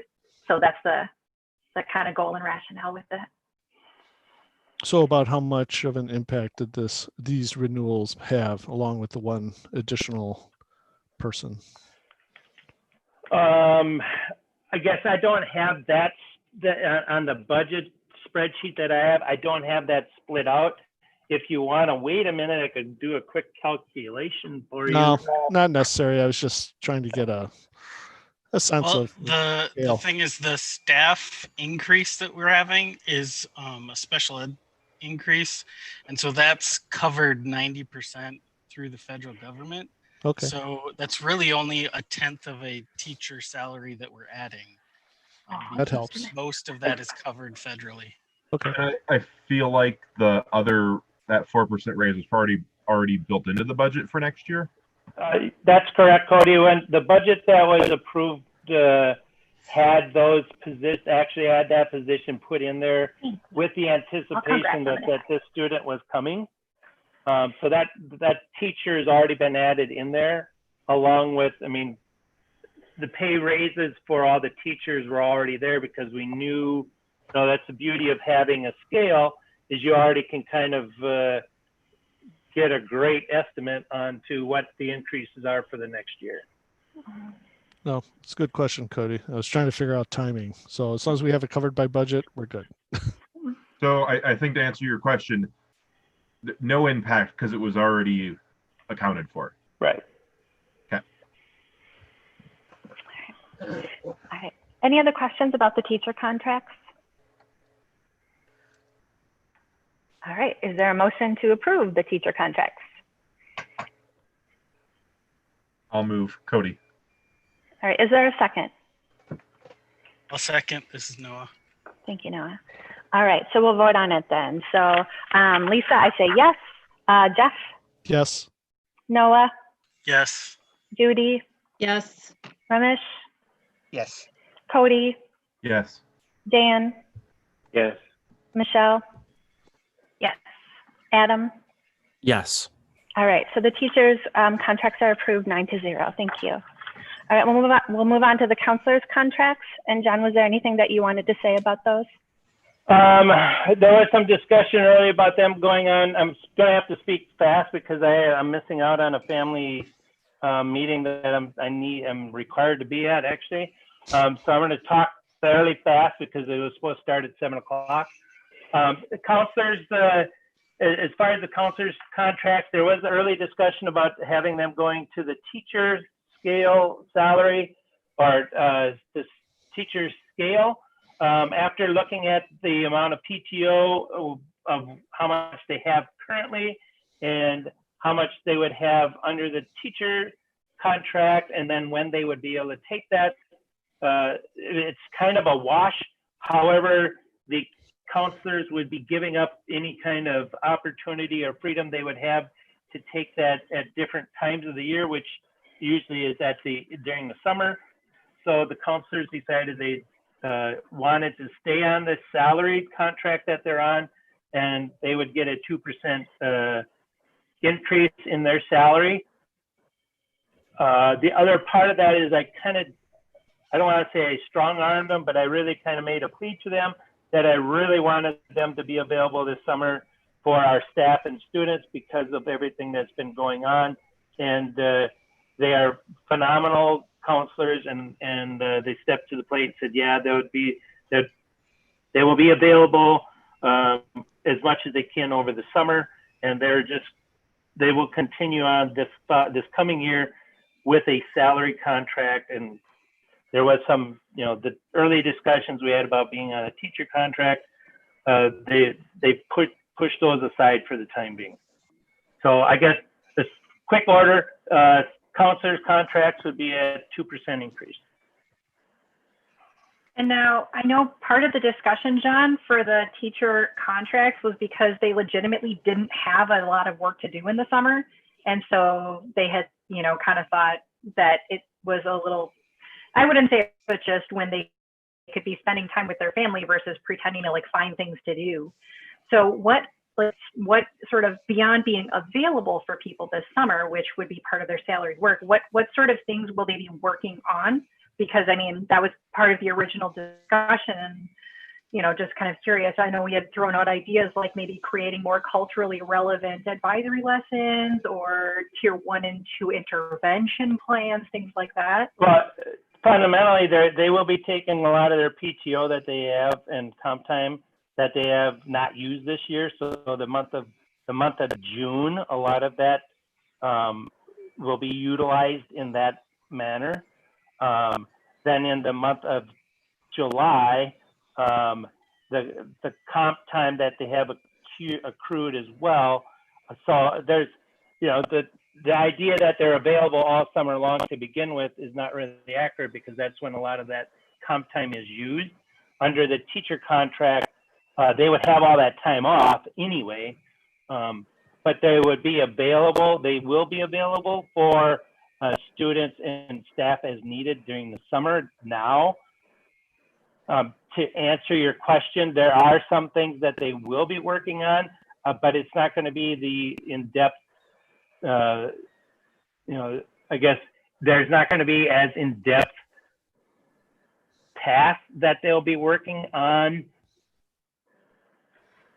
specifically for the entire summer. There are certain tasks that they'll be working on, but their time is going to be spent, a lot of it, on taking that PTO and that comp time that they're rightfully entitled to do so. long answer.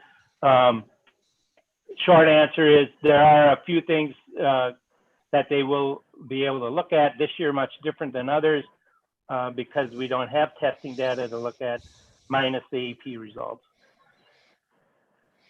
So in terms of compensation, if they were to move to the teacher contract schedule, I mean, you said it was a wash. So you're saying it's a wash between that schedule and what they're currently at? Well, it's pretty much a wash as far as the number of comp days, other than they're giving up when they can take those days. So there are a lot of times when they are planning for testing and that kind of thing, and it's done over MEA or winter break or spring break. If they were on a teacher contract, they wouldn't be able to do that because they would be on break. So rather than taking those days off, they take those days off in the summer. If that makes sense. But they do get to take a vacation. Like some of them go on vacation during school days. Yeah, they use PTO then. Right. Well, just like anybody would have to use Right. PTO for that. So I don't understand how it's a wash then. If they are taking, once again, this probably will be the last thing I'll be able to discuss before I have to leave for my other meeting. If they're taking a day off during spring break to do planning, which they do now, they don't take that day off. They're doing, when all the teachers are off for spring break, they're taking 2 or 3 of those spring break days and they're doing planning for upcoming testing or whatever events are coming up. So they're working those days. Those days that they would be taking off in spring break then are being taken off in the summer when students are not present. So that's why I say it's a wash. It's a wash that way. Other than that, you would have them taking their 3 days off in the spring break, and then they'd be working 3 days in the summer when there are no students present. So in that essence, it's a wash as far as when they take the PTO. So in terms of total compensation, if they were moved to a different structure, does it affect their compensation? Say that again. I'm sorry, Jeff. I'm replying to an email. So. Yeah. Sorry. No, I know you have to leave, so sorry about this.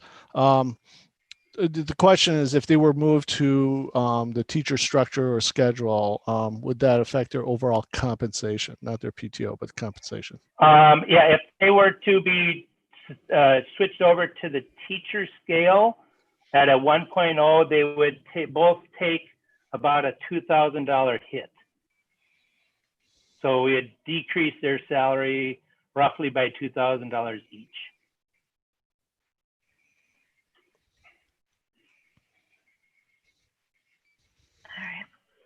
All right. Are there any other questions? All right. Is there a motion to approve the counselor's contract? I will move to approve the counselor's contract. Thank you, Judy. All right. Is there a second? Cody will second. Thank you, Cody. All right. So we'll vote on the counselor's contract. Lisa, I say yes. Jeff? Yes. Noah? Yes. Judy? Yes. Ramesh? Yes. Cody? Yes. Dan? Yes. Michelle? Yes. Adam? Yes. All right, so the motion passes. Thank you. We'll move on to the administrators and the administrative staff.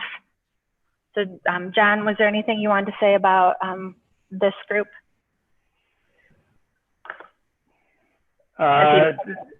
As far as this group goes, it's basically the same thing. We're looking at a 2% increase across the board for everybody.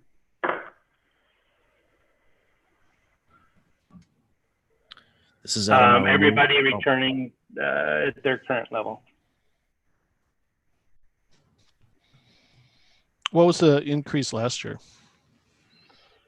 It was I don't remember. I know it was not what it should have been. As far as the administrators go, they're the most underpaid administrators in the max, according to the max compensation report.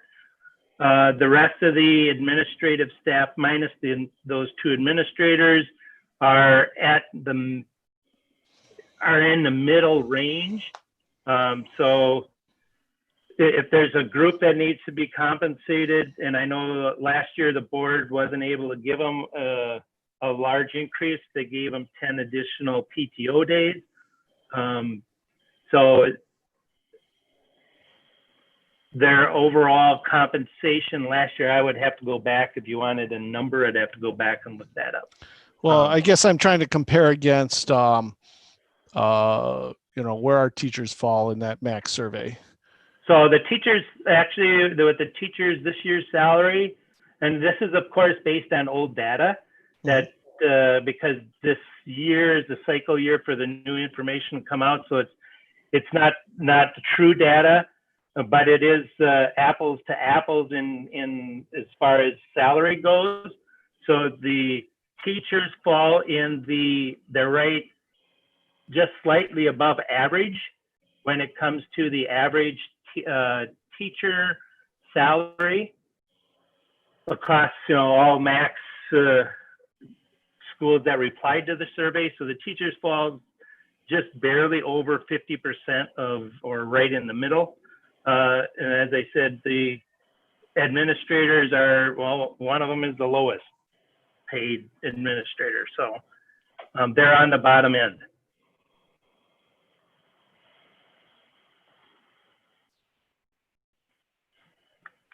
All right. Are there any other? I guess the other part of the reason I'm just doing a 2% increase for everybody is the unknown of what lies ahead next year. Excuse me, next school year, just because the talk is we're going to have 40% holdbacks, and if that happens, that's going to put an extreme strain on our budget. And I would, rather than asking for more, I'm just asking for the 2% across the board just because of that. If that were removed, it sure be nice to give everybody a little more, but that's just not in the cards. Yeah, I know it's hard to compare apples to apples or oranges in this case, but we need to be fighting for our teachers too. And if we're giving our senior teachers less than 1%, and I understand what you're saying in the data, but I can't believe our teachers are doing as well as they could be. So that's my judgment call on giving people raises. We have to figure out how to do it equally for everyone. I'm going to make a motion that we approve the contracts for the administrators and administrative staff. John, you were going to say something? Well, I was just going to say, and that's the dangers of having them on a step and lanes kind of thing, because that is what it is then. Yep. All right. So I will second the motion. All right, that was Adam. Yes. All right.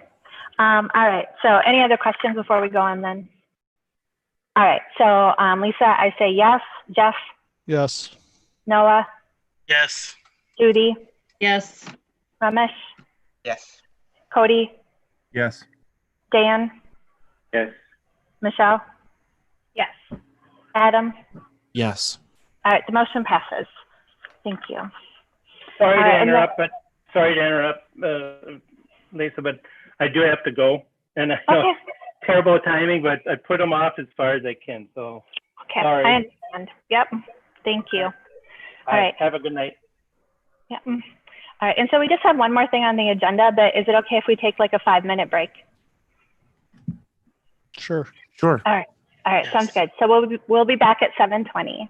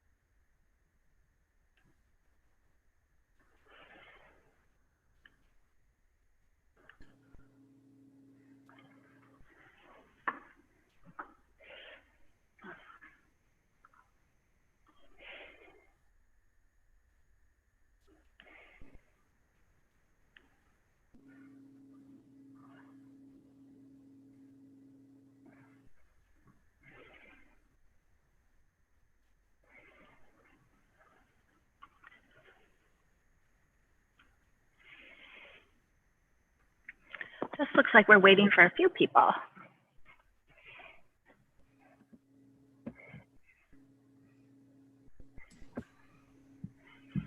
I'm here. My camera just hasn't wanted to cooperate tonight. Okay. So Noah, are you here too?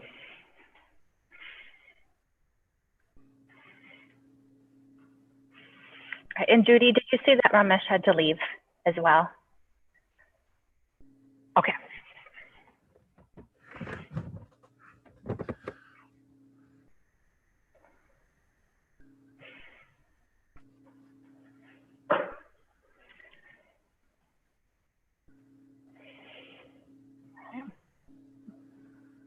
Noah, are you back? Okay.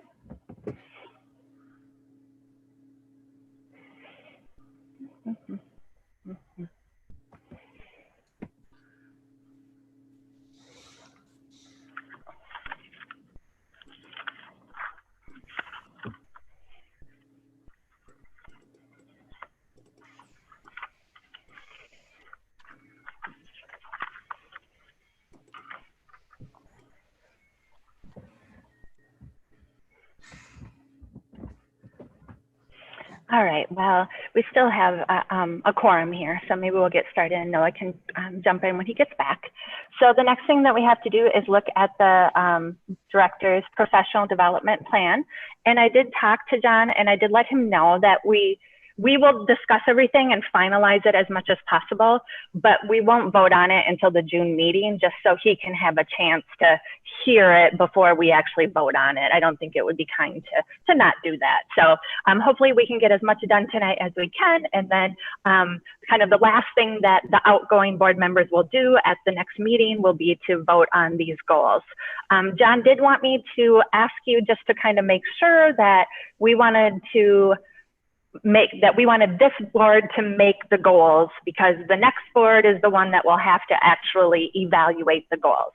So, I mean, based on what happened this last summer, I thought that we all were in agreement that we wanted to make the goals because we've seen all of the data and it made kind of sense for us to do it, because when the new board members come on, yes, they won't know all of the background, but then it's harder to make the goals, in my opinion.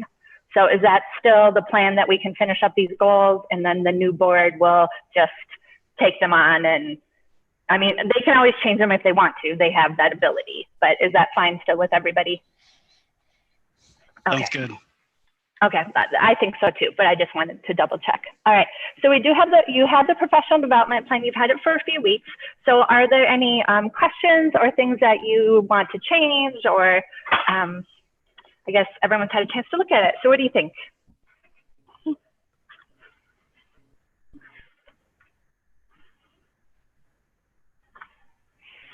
Thank you, Michelle, for like reorganizing it and all of those things. So makes much more, I don't know, it seems easier to understand for me at least. So thank you. Yeah, no problem. And so I hope it makes sense. What I try to do is, if there was like an organizational or a personal development goal, and then the results in the far column. And based on our discussion, there were certain things that we had talked about being more personal, things that were more organizational, and then things that would be in results. And then what I did do is take some of the other previously existing survey language we had used to assess some of these types of things and add them into here with a couple of, a couple of tweaks with that. So I did my best to try to figure out goals that are measurable. So like with the surveys, how we were able to see measured data for achievement or no, just so that we can actually approach it in a, kind of organized fashion. And had feedback and have like a couple of points. So like mid-year survey and then end of year survey, so that, we're not trying to do everything or look over all the data for the year at the very end of the year. I did have a couple of questions. First up, under instruction and assessment, I have that section highlighted. So my question on this one is, with the different positions that we've added in for special ed coordination and with some of the tier 1 and 2 interventions that I'm sure Tom and Kristen and Emily are going to be working on, I wasn't sure if this was still a yay or nay. I just don't know how to measure it. Like, how would we see a result of yes, this has been achieved, or no, it has not? And I didn't really know what to do with it. So that's kind of why I have that one highlighted. It's a very good thing. I just don't know, is this the document or space for it?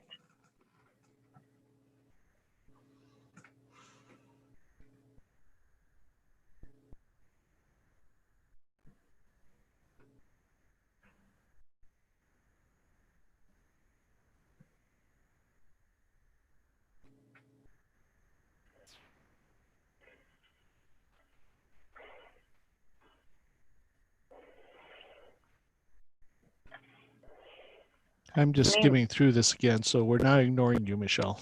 Well, I mean, I think we do have a lot of interventions in place, but we'll have to continue to monitor those, because obviously with distance learning, we're going to have to come up with some other interventions as well. But I think that all of those different people will be working on those as well. And I don't think, I kind of agree with you, Michelle, that it's certainly good things to do. And in some ways, it's kind of what we want to do as a school. I realize it does say school-wide in there, but as you said, I don't know that there's a good way to measure it without putting some arbitrary number or something on it that may not even really get at the goal like we would want to.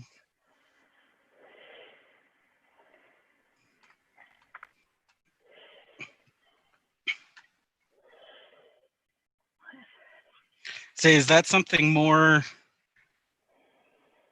along the lines of something that should be in the strategic plan versus director's goals?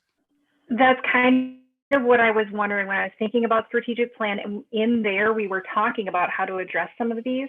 But since it's something that would be ingrained across a lot of different areas, and there's a lot of ways that it's addressed, like the 9th grade seminar and a bunch of things.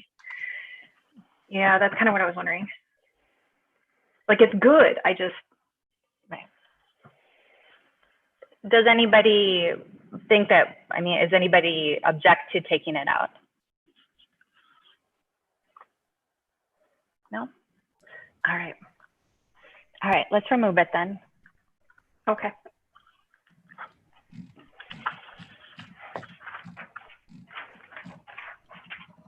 It looks like that was the only one that did not have any tangible results that could be measured. Is that correct? Yeah, that was one that I struggled with, because again, I really like the idea, but I struggled with a measurable aspect for that. The rest of them, there are ideas here, but again, these are just thoughts, ideas, ways where we could utilize survey information and stuff like that from the community. And then some of them are the same thing. So the regional meetings for Max, PTO, those are repeats from last year, but they're still good things, I thought, to have regular updates and information about. And then at the very top, it doesn't have any, we have to do nothing with this right now. But one of the things that I thought about too for 2020, 2021, just like Lisa had prepared for 2019, 2020, having a monthly calendar of the goal and review process, like what should we be doing in October? What should we be doing in, so that we have what we should be kind of expecting to hear back from at certain time periods. When should we be releasing surveys, just to kind of keep a consistent accountability, so that when we're looking at review and review goals, we have concrete data that's consistent across a couple, like multiple time periods. So we don't have to do it right now, but I thought that was very helpful to have. So it's probably something that we should do either next meeting or the meeting after. And there'll be 2 surveys for the teachers, right? There'll be one like mid-year and then one at the end of the year? Yes. That's the goal right now? Okay. Yep. because again, having multiple data points, then you know what I mean, then you don't have one skewed one way or the other. You know, you can kind of, I think, make a more fair assessment if you have more than one data point for the same survey question. Well, what do we mean by end of the year? Because don't we need to do his evaluation, well, hopefully earlier than we did this year? And so what are the actual what's the actual months we're planning on doing those? There's one in December, and then that's if you, oh shoot, I want to make sure I'm on the right page. If you go to page 2, the first one is set out in December, so that in the January meeting for the culture survey and things like that, that would be set out so that we can see in January. And then in March, the eval survey is setting out to staff and community.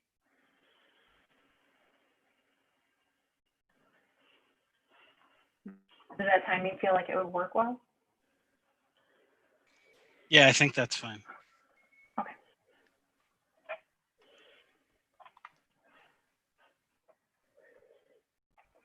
And then a couple of these things are things that John already talked about.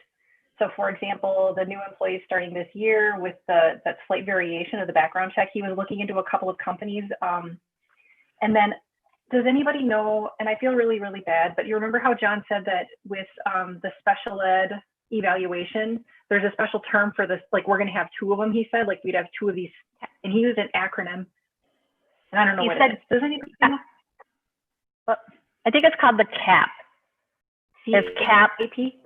No, CAP, like CAP by the MDE, when he was talking about hiring the new person, because that's when I heard it again. Like, oh, that's what it is, I think. So that's what I believe it is, CAP, CAP. I don't know what it stands for, but.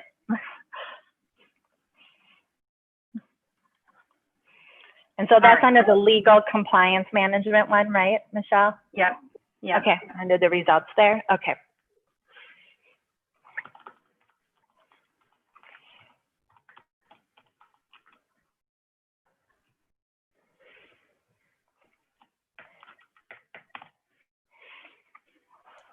Okay. So Michelle, I know we talked about this more for, I mean, it's just general development, and maybe it was a classwork thing, but was there something having to do with project management, or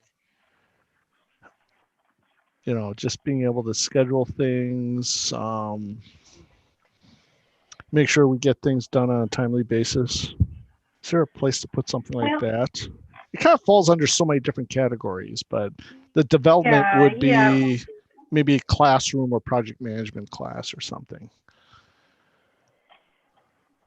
Well, that and because I have one of the things that John was going to be sort of overseeing and mentoring as needed was project management for the assistant director goals. And so, but that's sort of mentoring and, sort of overseeing theirs. I don't have a specific project management in here, with the exception of the general goals where it's meeting all elements of the director's job description. Maybe that's where we're talking about in the past. I don't know.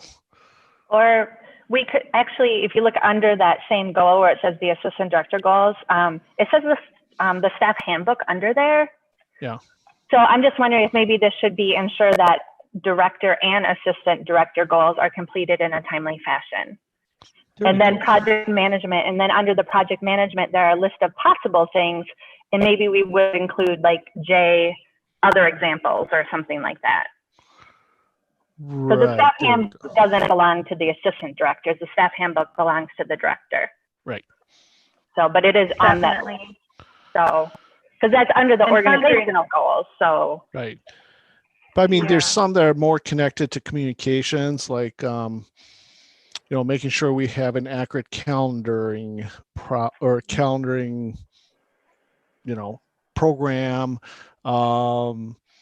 There are aspects of the website that he oversees indirectly. We just need to get those done especially because we might be distance learning and everyone's going to rely on those tools. And frankly, there are a couple other handbooks. I'm trying to remember which ones come to mind, but those need to be polished up, and maybe we just lump handbooks together. I don't know, but they just need to be finished. And that's part of project management. I mean, it's just a matter of just completing it.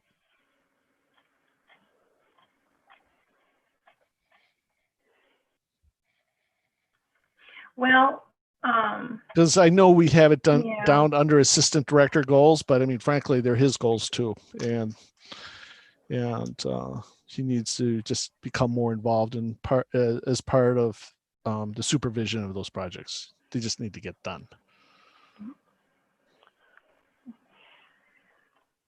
So where does, if we wanted to include an element of project management, it kind of goes across a lot of areas. I almost think that you would just put it in a general goal, but I don't, again, it's phrasing and making sure it's measurable, because otherwise you can't add a goal that you can't meet or that can't be measured really, whether it is or isn't. Well, I So mean, it's it more is about how to measurable do that. because there are probably 2 or 3 things that we measure them because they get done. So that part's easy. How we categorize it might be a little more difficult, because it does it touches upon most, if not all, these categories. So we either put it under general, or we can put it under, combine it with ensuring the assistant director goals. Maybe that's part of it.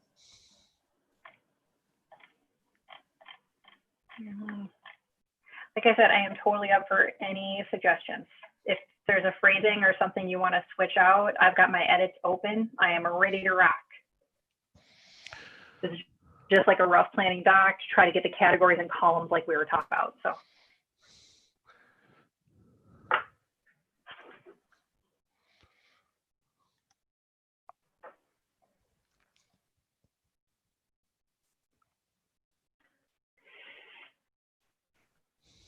Right.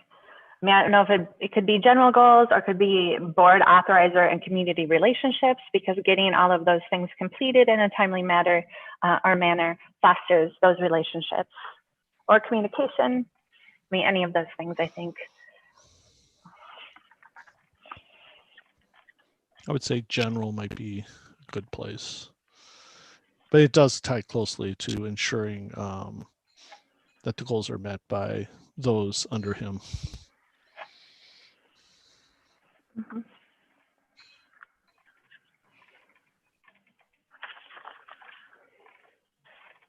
Well, and then you could just, I mean, like Jeff said, you can measure whether they're completed or not by the fact, are they done? But also you could ask a survey question as well. I mean, I think there's a survey question that was suggested for the assistant directors about that.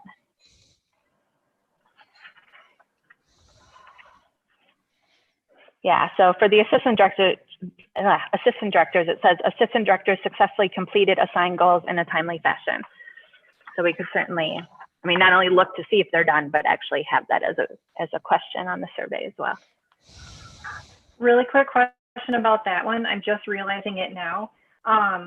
So we say assigned goals, but it's with kind of the project management section. So do you want to say completed project management tasks? Would that make it be more clear if somebody was answering the question? Because if they don't know what their assigned goals are, they might just, answer not applicable because they don't understand the question. Would they have that same question with the phrasing that you suggested of project management tasks? I don't know that that's necessarily any clearer. I don't know. I'm just trying to figure out if we're going to ask a question in the terms of like follow through on project management, because that's what this first line goals are about. That they completed, what I mean, just trying to figure out like a way to to communicate that that's what it's for. Well, I mean, you could change it to project management and then in parentheses list some examples. That might work. Would that work?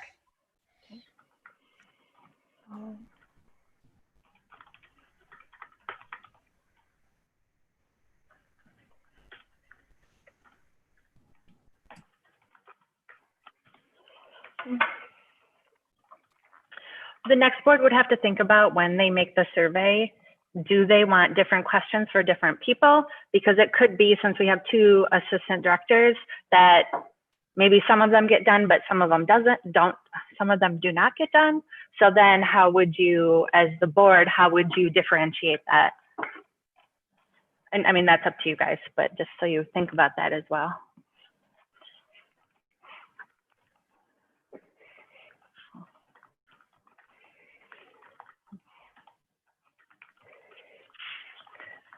And the staff handbook is still under there, so that doesn't belong to the assistant directors. So do we want to take that out of there? Okay. Yeah, I'll remove it. Okay.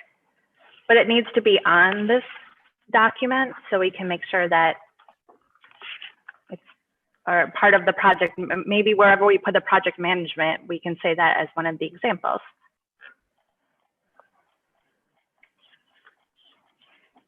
Okay, hang on. All right.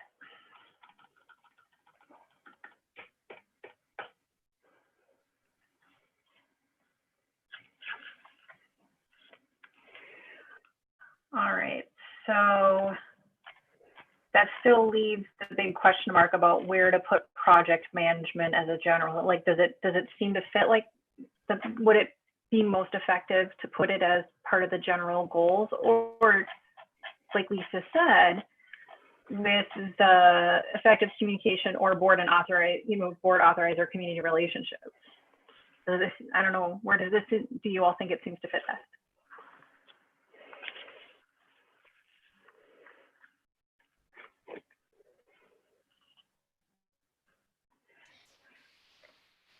I'm thinking it's general. Okay. There are a lot of examples. The ensuring assistant director goals is one of them, but all the things we have coming up to plan for the upcoming fall and school year, frankly, all that work fits under this.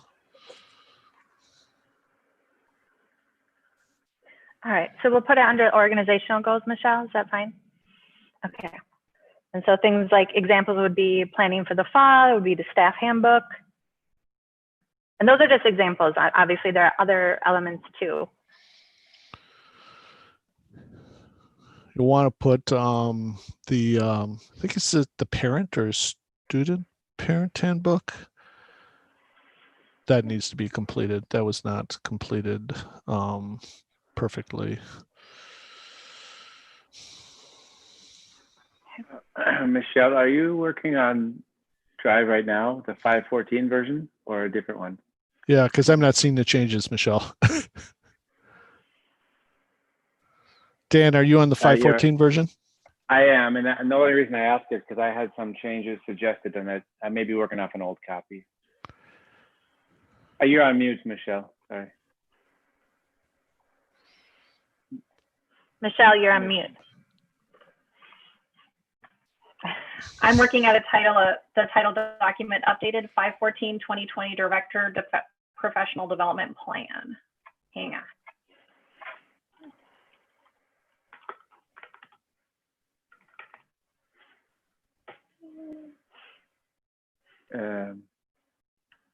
No, well, do you have like on page 2 under results D1D?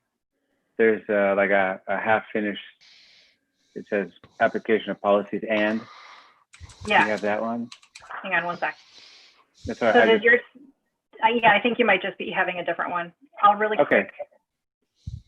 I'll do a really quick. Ours says copy of updated. Yes. Sorry, you all have, because just in case I didn't want to have anybody accidentally make edits and then I couldn't get back to the original. Okay, no problem. All right, so, oops, hang on.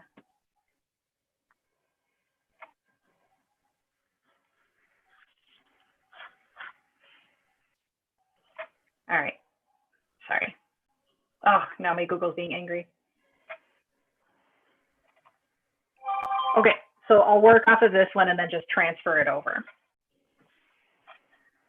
Okay, so then, and I cut that other section, but right now, come on, Google, you've never failed me. Okay, so then under the general section, we wanted to add project management. Okay, so then if we are here under general, let me just get far enough down.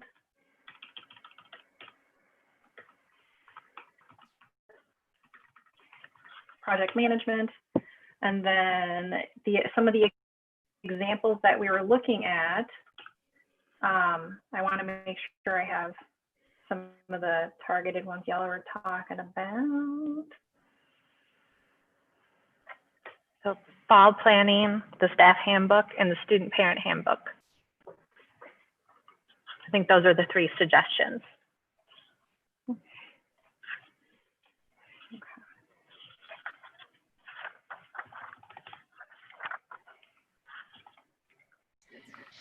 What were the 3 again, Lisa?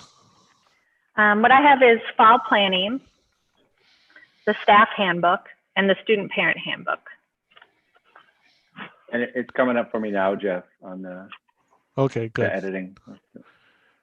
Yep, I switched my additions. I'll copy these over later.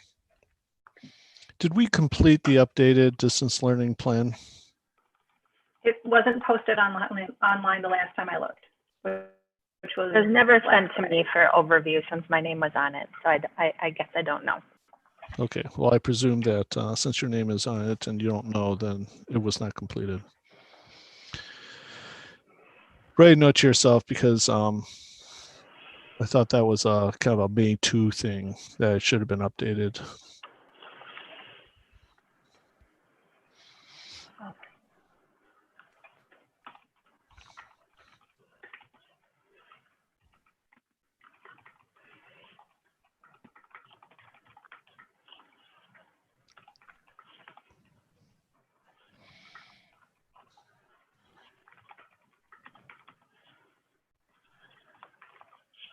I'm trying to figure out the right way to say it. So project management, completing the management of tasks in a timely fashion to allow for like actions and policies to take effect. Like we have to complete them at certain times of the year so that, you know, like the handbook should be completed in April so we can approve contracts in May.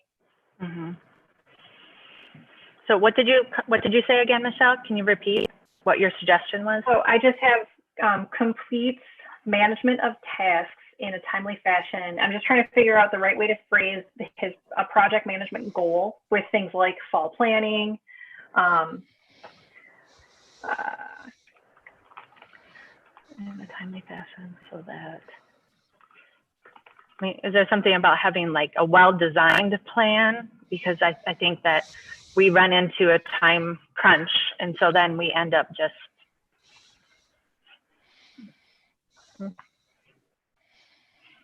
Yeah, that's kind of where I'm trying to. Mm-hmm. Can you say that first part and then to say like to ensure a correct or some sort of implementation of the plan or policy or something about implementation? Because to enable the something about approving it and implementation. Because that's the timeliness, I think, part of it that we get stuck in sometimes.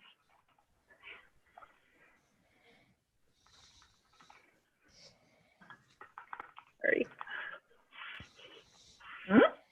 Will that work?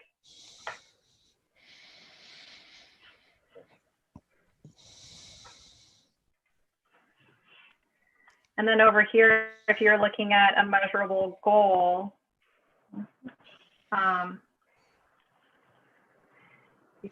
yeah, needed.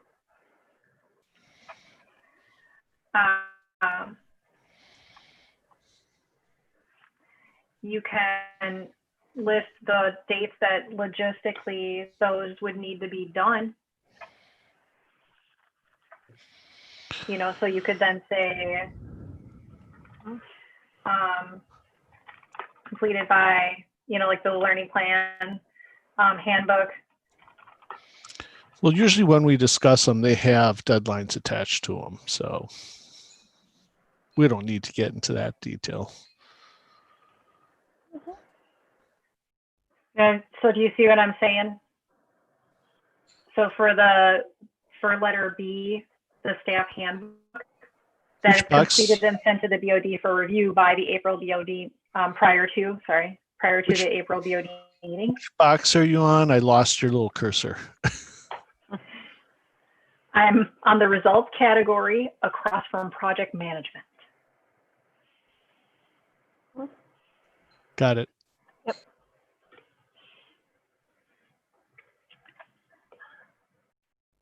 And then I'm not really sure, is Shannon still here?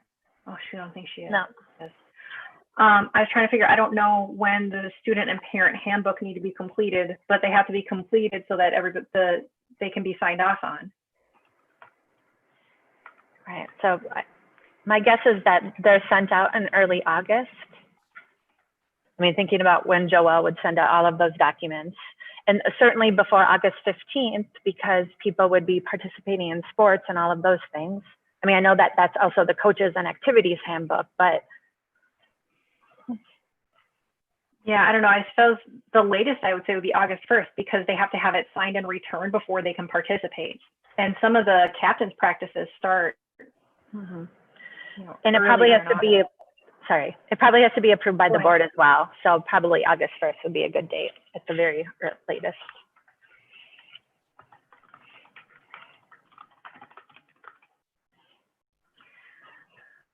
Okay. So does that seem to help with some of the project management things? I mean, I know that there's others that, that will probably work in there. Mm-hmm. And so then a number of these are things that we had talked about.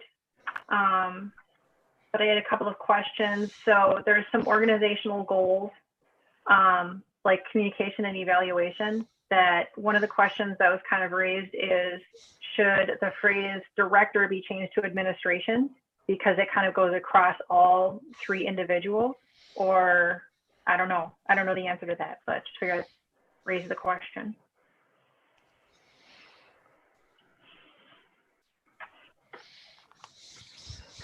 I feel like in some cases it looks like it, but on the other side, our job is to manage the director and not the assistant director. So I'm not sure what other people think, but. Okay.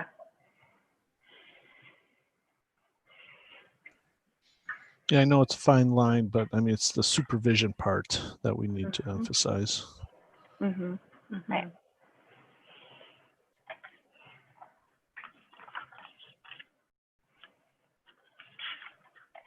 Okay. So then I'll double check. So we still have to double check, and then the fall planning.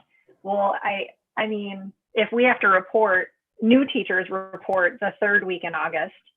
So any fall planning, like distance learning and on-site, at the very latest, it would have to be completed by July 31st. I mean, ideally earlier, but, or does that seem unreasonable? Like, you know what I mean, to have our fall plan, and once we hear from the governor and all those things. Oh. That would be the I mean, latest. I'd like to say, yeah, that's what I mean. I would like to say earlier, but I don't want to push on time. Right. Well, I think other schools will have it done in the beginning of July, and we're saying it has to be done at the end of July. I think that's an issue. Would July 15th as a latest date be a better actionable item? What do y'all think? Just based on planning, what teachers will need, what families will need. I don't have any kids, so like I don't know what goes on the home end, what is really entailed in that planning for families beyond just basic supplies and stuff. But I know there's more to it. Maybe the July board meeting. Yeah, that's a reasonable target for now. I think it's July 20th, it looks like.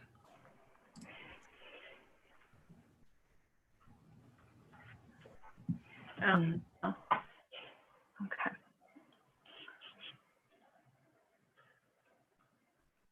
Okay. Yeah.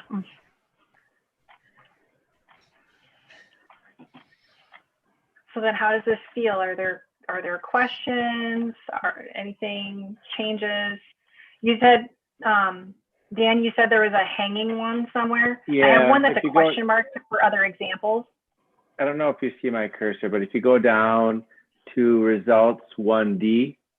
It just says and. Do you see that? Page, I think In it's what page category? 2, results and Instructions and 1D. assessment. Under instruction and assessment? Ah, okay. So we probably want to finish that or take the and out. Yeah, procedures, I think. Don't you hate it when that happens? You just don't finish your thought.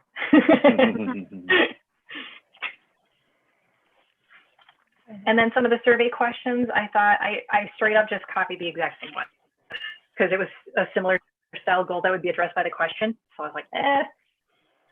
Well, and to ensure that you're measuring the same thing, you would probably want to have the same questions. I had another thought, and maybe it's driving to solution too quickly, but if you go to like the director will make publicly available a plan schedule. This is towards the end. Under which category? Human resources, instruction? I'm working off a paper one, so let me see. If I go down towards, what page is this?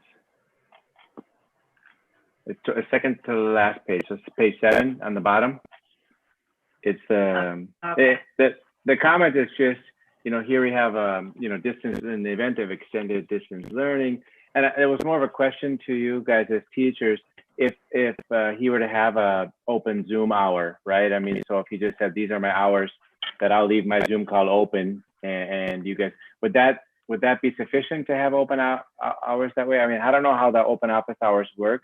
Is that like a one-on-one thing? Typically, you would go in and you would shut the door for an issue, because here we have open office hours. Is that still possible in the distance learning environment? But the way you have it written, I think is fair because it'll work within the educational environment. So maybe that's sufficient anyways, right? I think what you suggest is being done in terms of office hours. So yeah, that sounds doable. Yeah, and maybe we don't have to spell it out that he will do it that way. I think right. This is a little bit open, but sometimes when you leave things too open, then people can have a different interpretation as well, right? Well, yeah, and I think part of the rationale there was simply because we didn't know what the educational environment was going to be. So in our new version of distance learning, we might be using Google Meet, we might be, so I didn't want it to get too specific so that it was not achievable based on what the new plan would look like. Sure. That's a good suggestion, Dan, because right now, I don't think anyone has thought about those true open door office hours because, no one's on campus right now. But I know I can put it as a for example. Yeah, maybe that's a good example. I mean, the point is we talked a lot about making sure that open office hours were posted and how do we make sure, but then it's not really fair if we switch to distance environment and we don't provide some solution to maintain something like that, right? And maybe it's even an advantage in this case, I'm not sure, where you can just hop into a call, right? And he'll be sitting there open with it,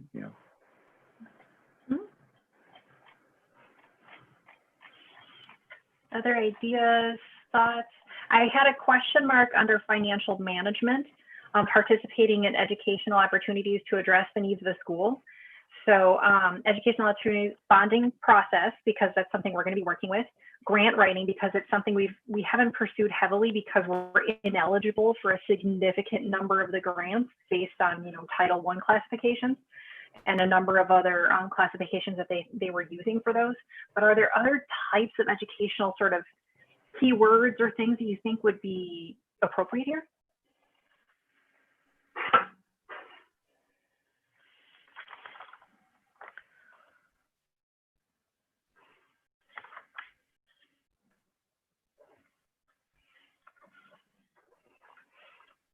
Well, I don't have any other examples, but I have no problem with leaving it open so that if he has other ideas, that he certainly can bring those ideas forward as well. I mean, it's a year type of a plan, so Oh, definitely.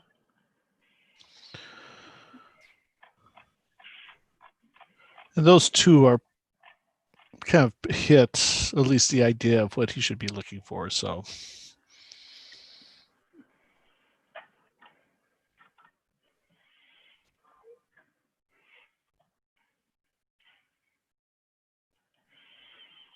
So do we want to leave a question mark or just take it off? And is that good enough, the A and the B? since we I could change said, it to, yeah, we go said ahead. for example, so Okay. take C out, and I think that's covered. Okay. or I could do see others as determined by director. You know, like if he sees a cool one. No, I'm fine. Since it says example, I didn't realize that. So I'm fine with it. I mean, we're not saying those are the only two. So he can Yeah, come up with totally other ones. fine. So that's fine.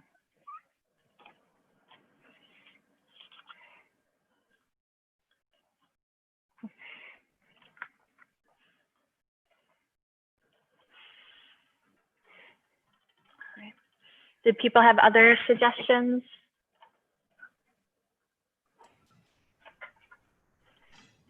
Nope, none for me. I'm fine. Okay. All right. So I'm just, do these address the three kind of big issues that we had about building trust and increasing human resource, human relationships and internal communication and ensuring equality? Are there goals on here that meet all three of those, or not all at the same time, but meet those goals?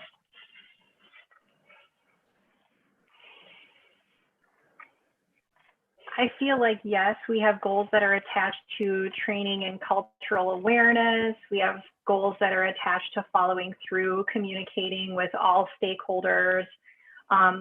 We also attached specific dates for a number of things, including a mid-year survey and end-of-year surveys to allow us to be more, you know, like consistent and to have multiple points of reference for the items. I feel like it's good, but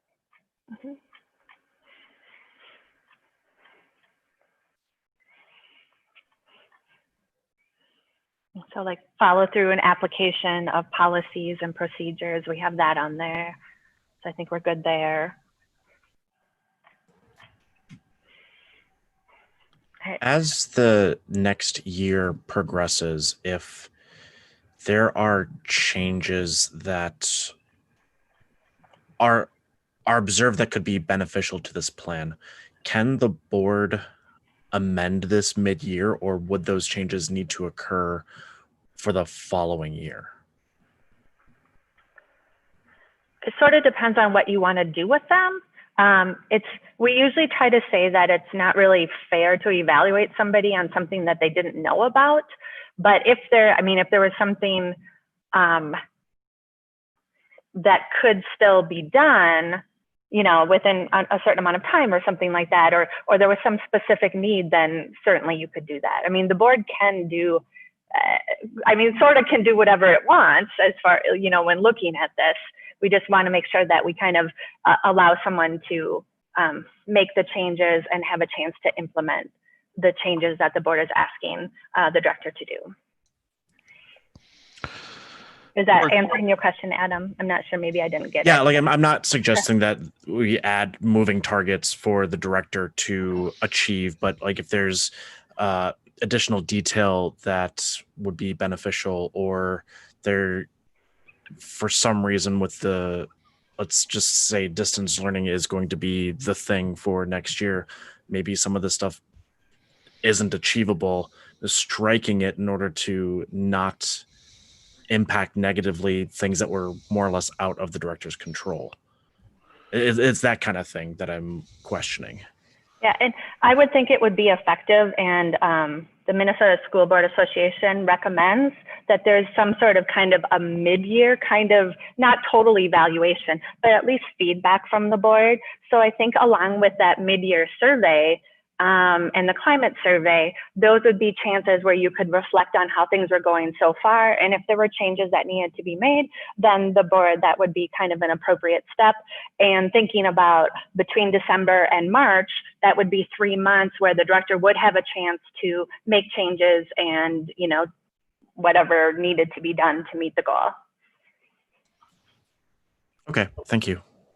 And I think at the final evaluation, you look at it, and of course, it's up to your judgment as to whether it was in fact valid. And with the information you collect, then you can make that judgment at that time. I would probably suggest not to say take it off right away. You could just flag it and then do the final evaluation in the spring. Mhm.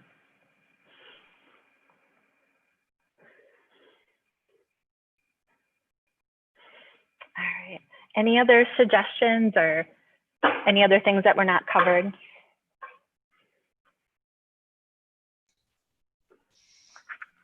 Looks good. All right. Everyone's good then? All right, so then the plan would be is that we'll bring these back to the June meeting, and at least right now, my plan would be is that this would be the first thing on the items of discussion before the old board members go off the board. So then if John has any suggestions or changes or ideas, then he would have the chance to do that before they would be approved by the board. Does that seem like a process that's good for everybody? Yes. Yes. All right, all right. Anything else then? All right, so our next board meeting, the workshop, is on Monday, June 15th at 5 p.m. It'll be in the Great Hall, and it will be live streamed as well. And our next board meeting is at 6:15 on June 15th. So, and it will be live streamed as well. All right, thanks everybody for showing up. I know it was such a long meeting. It turned it longer than what we had originally planned. So is there a motion to adjourn? This is Adam. I'll move to adjourn. Okay, thank you. It's 8:07, and is there a second? I will second. This is Michelle. All right. So Lisa, I say yes. Jeff? Yes. Noah? Yes. Judy? Yes. Cody? Yes. Dan?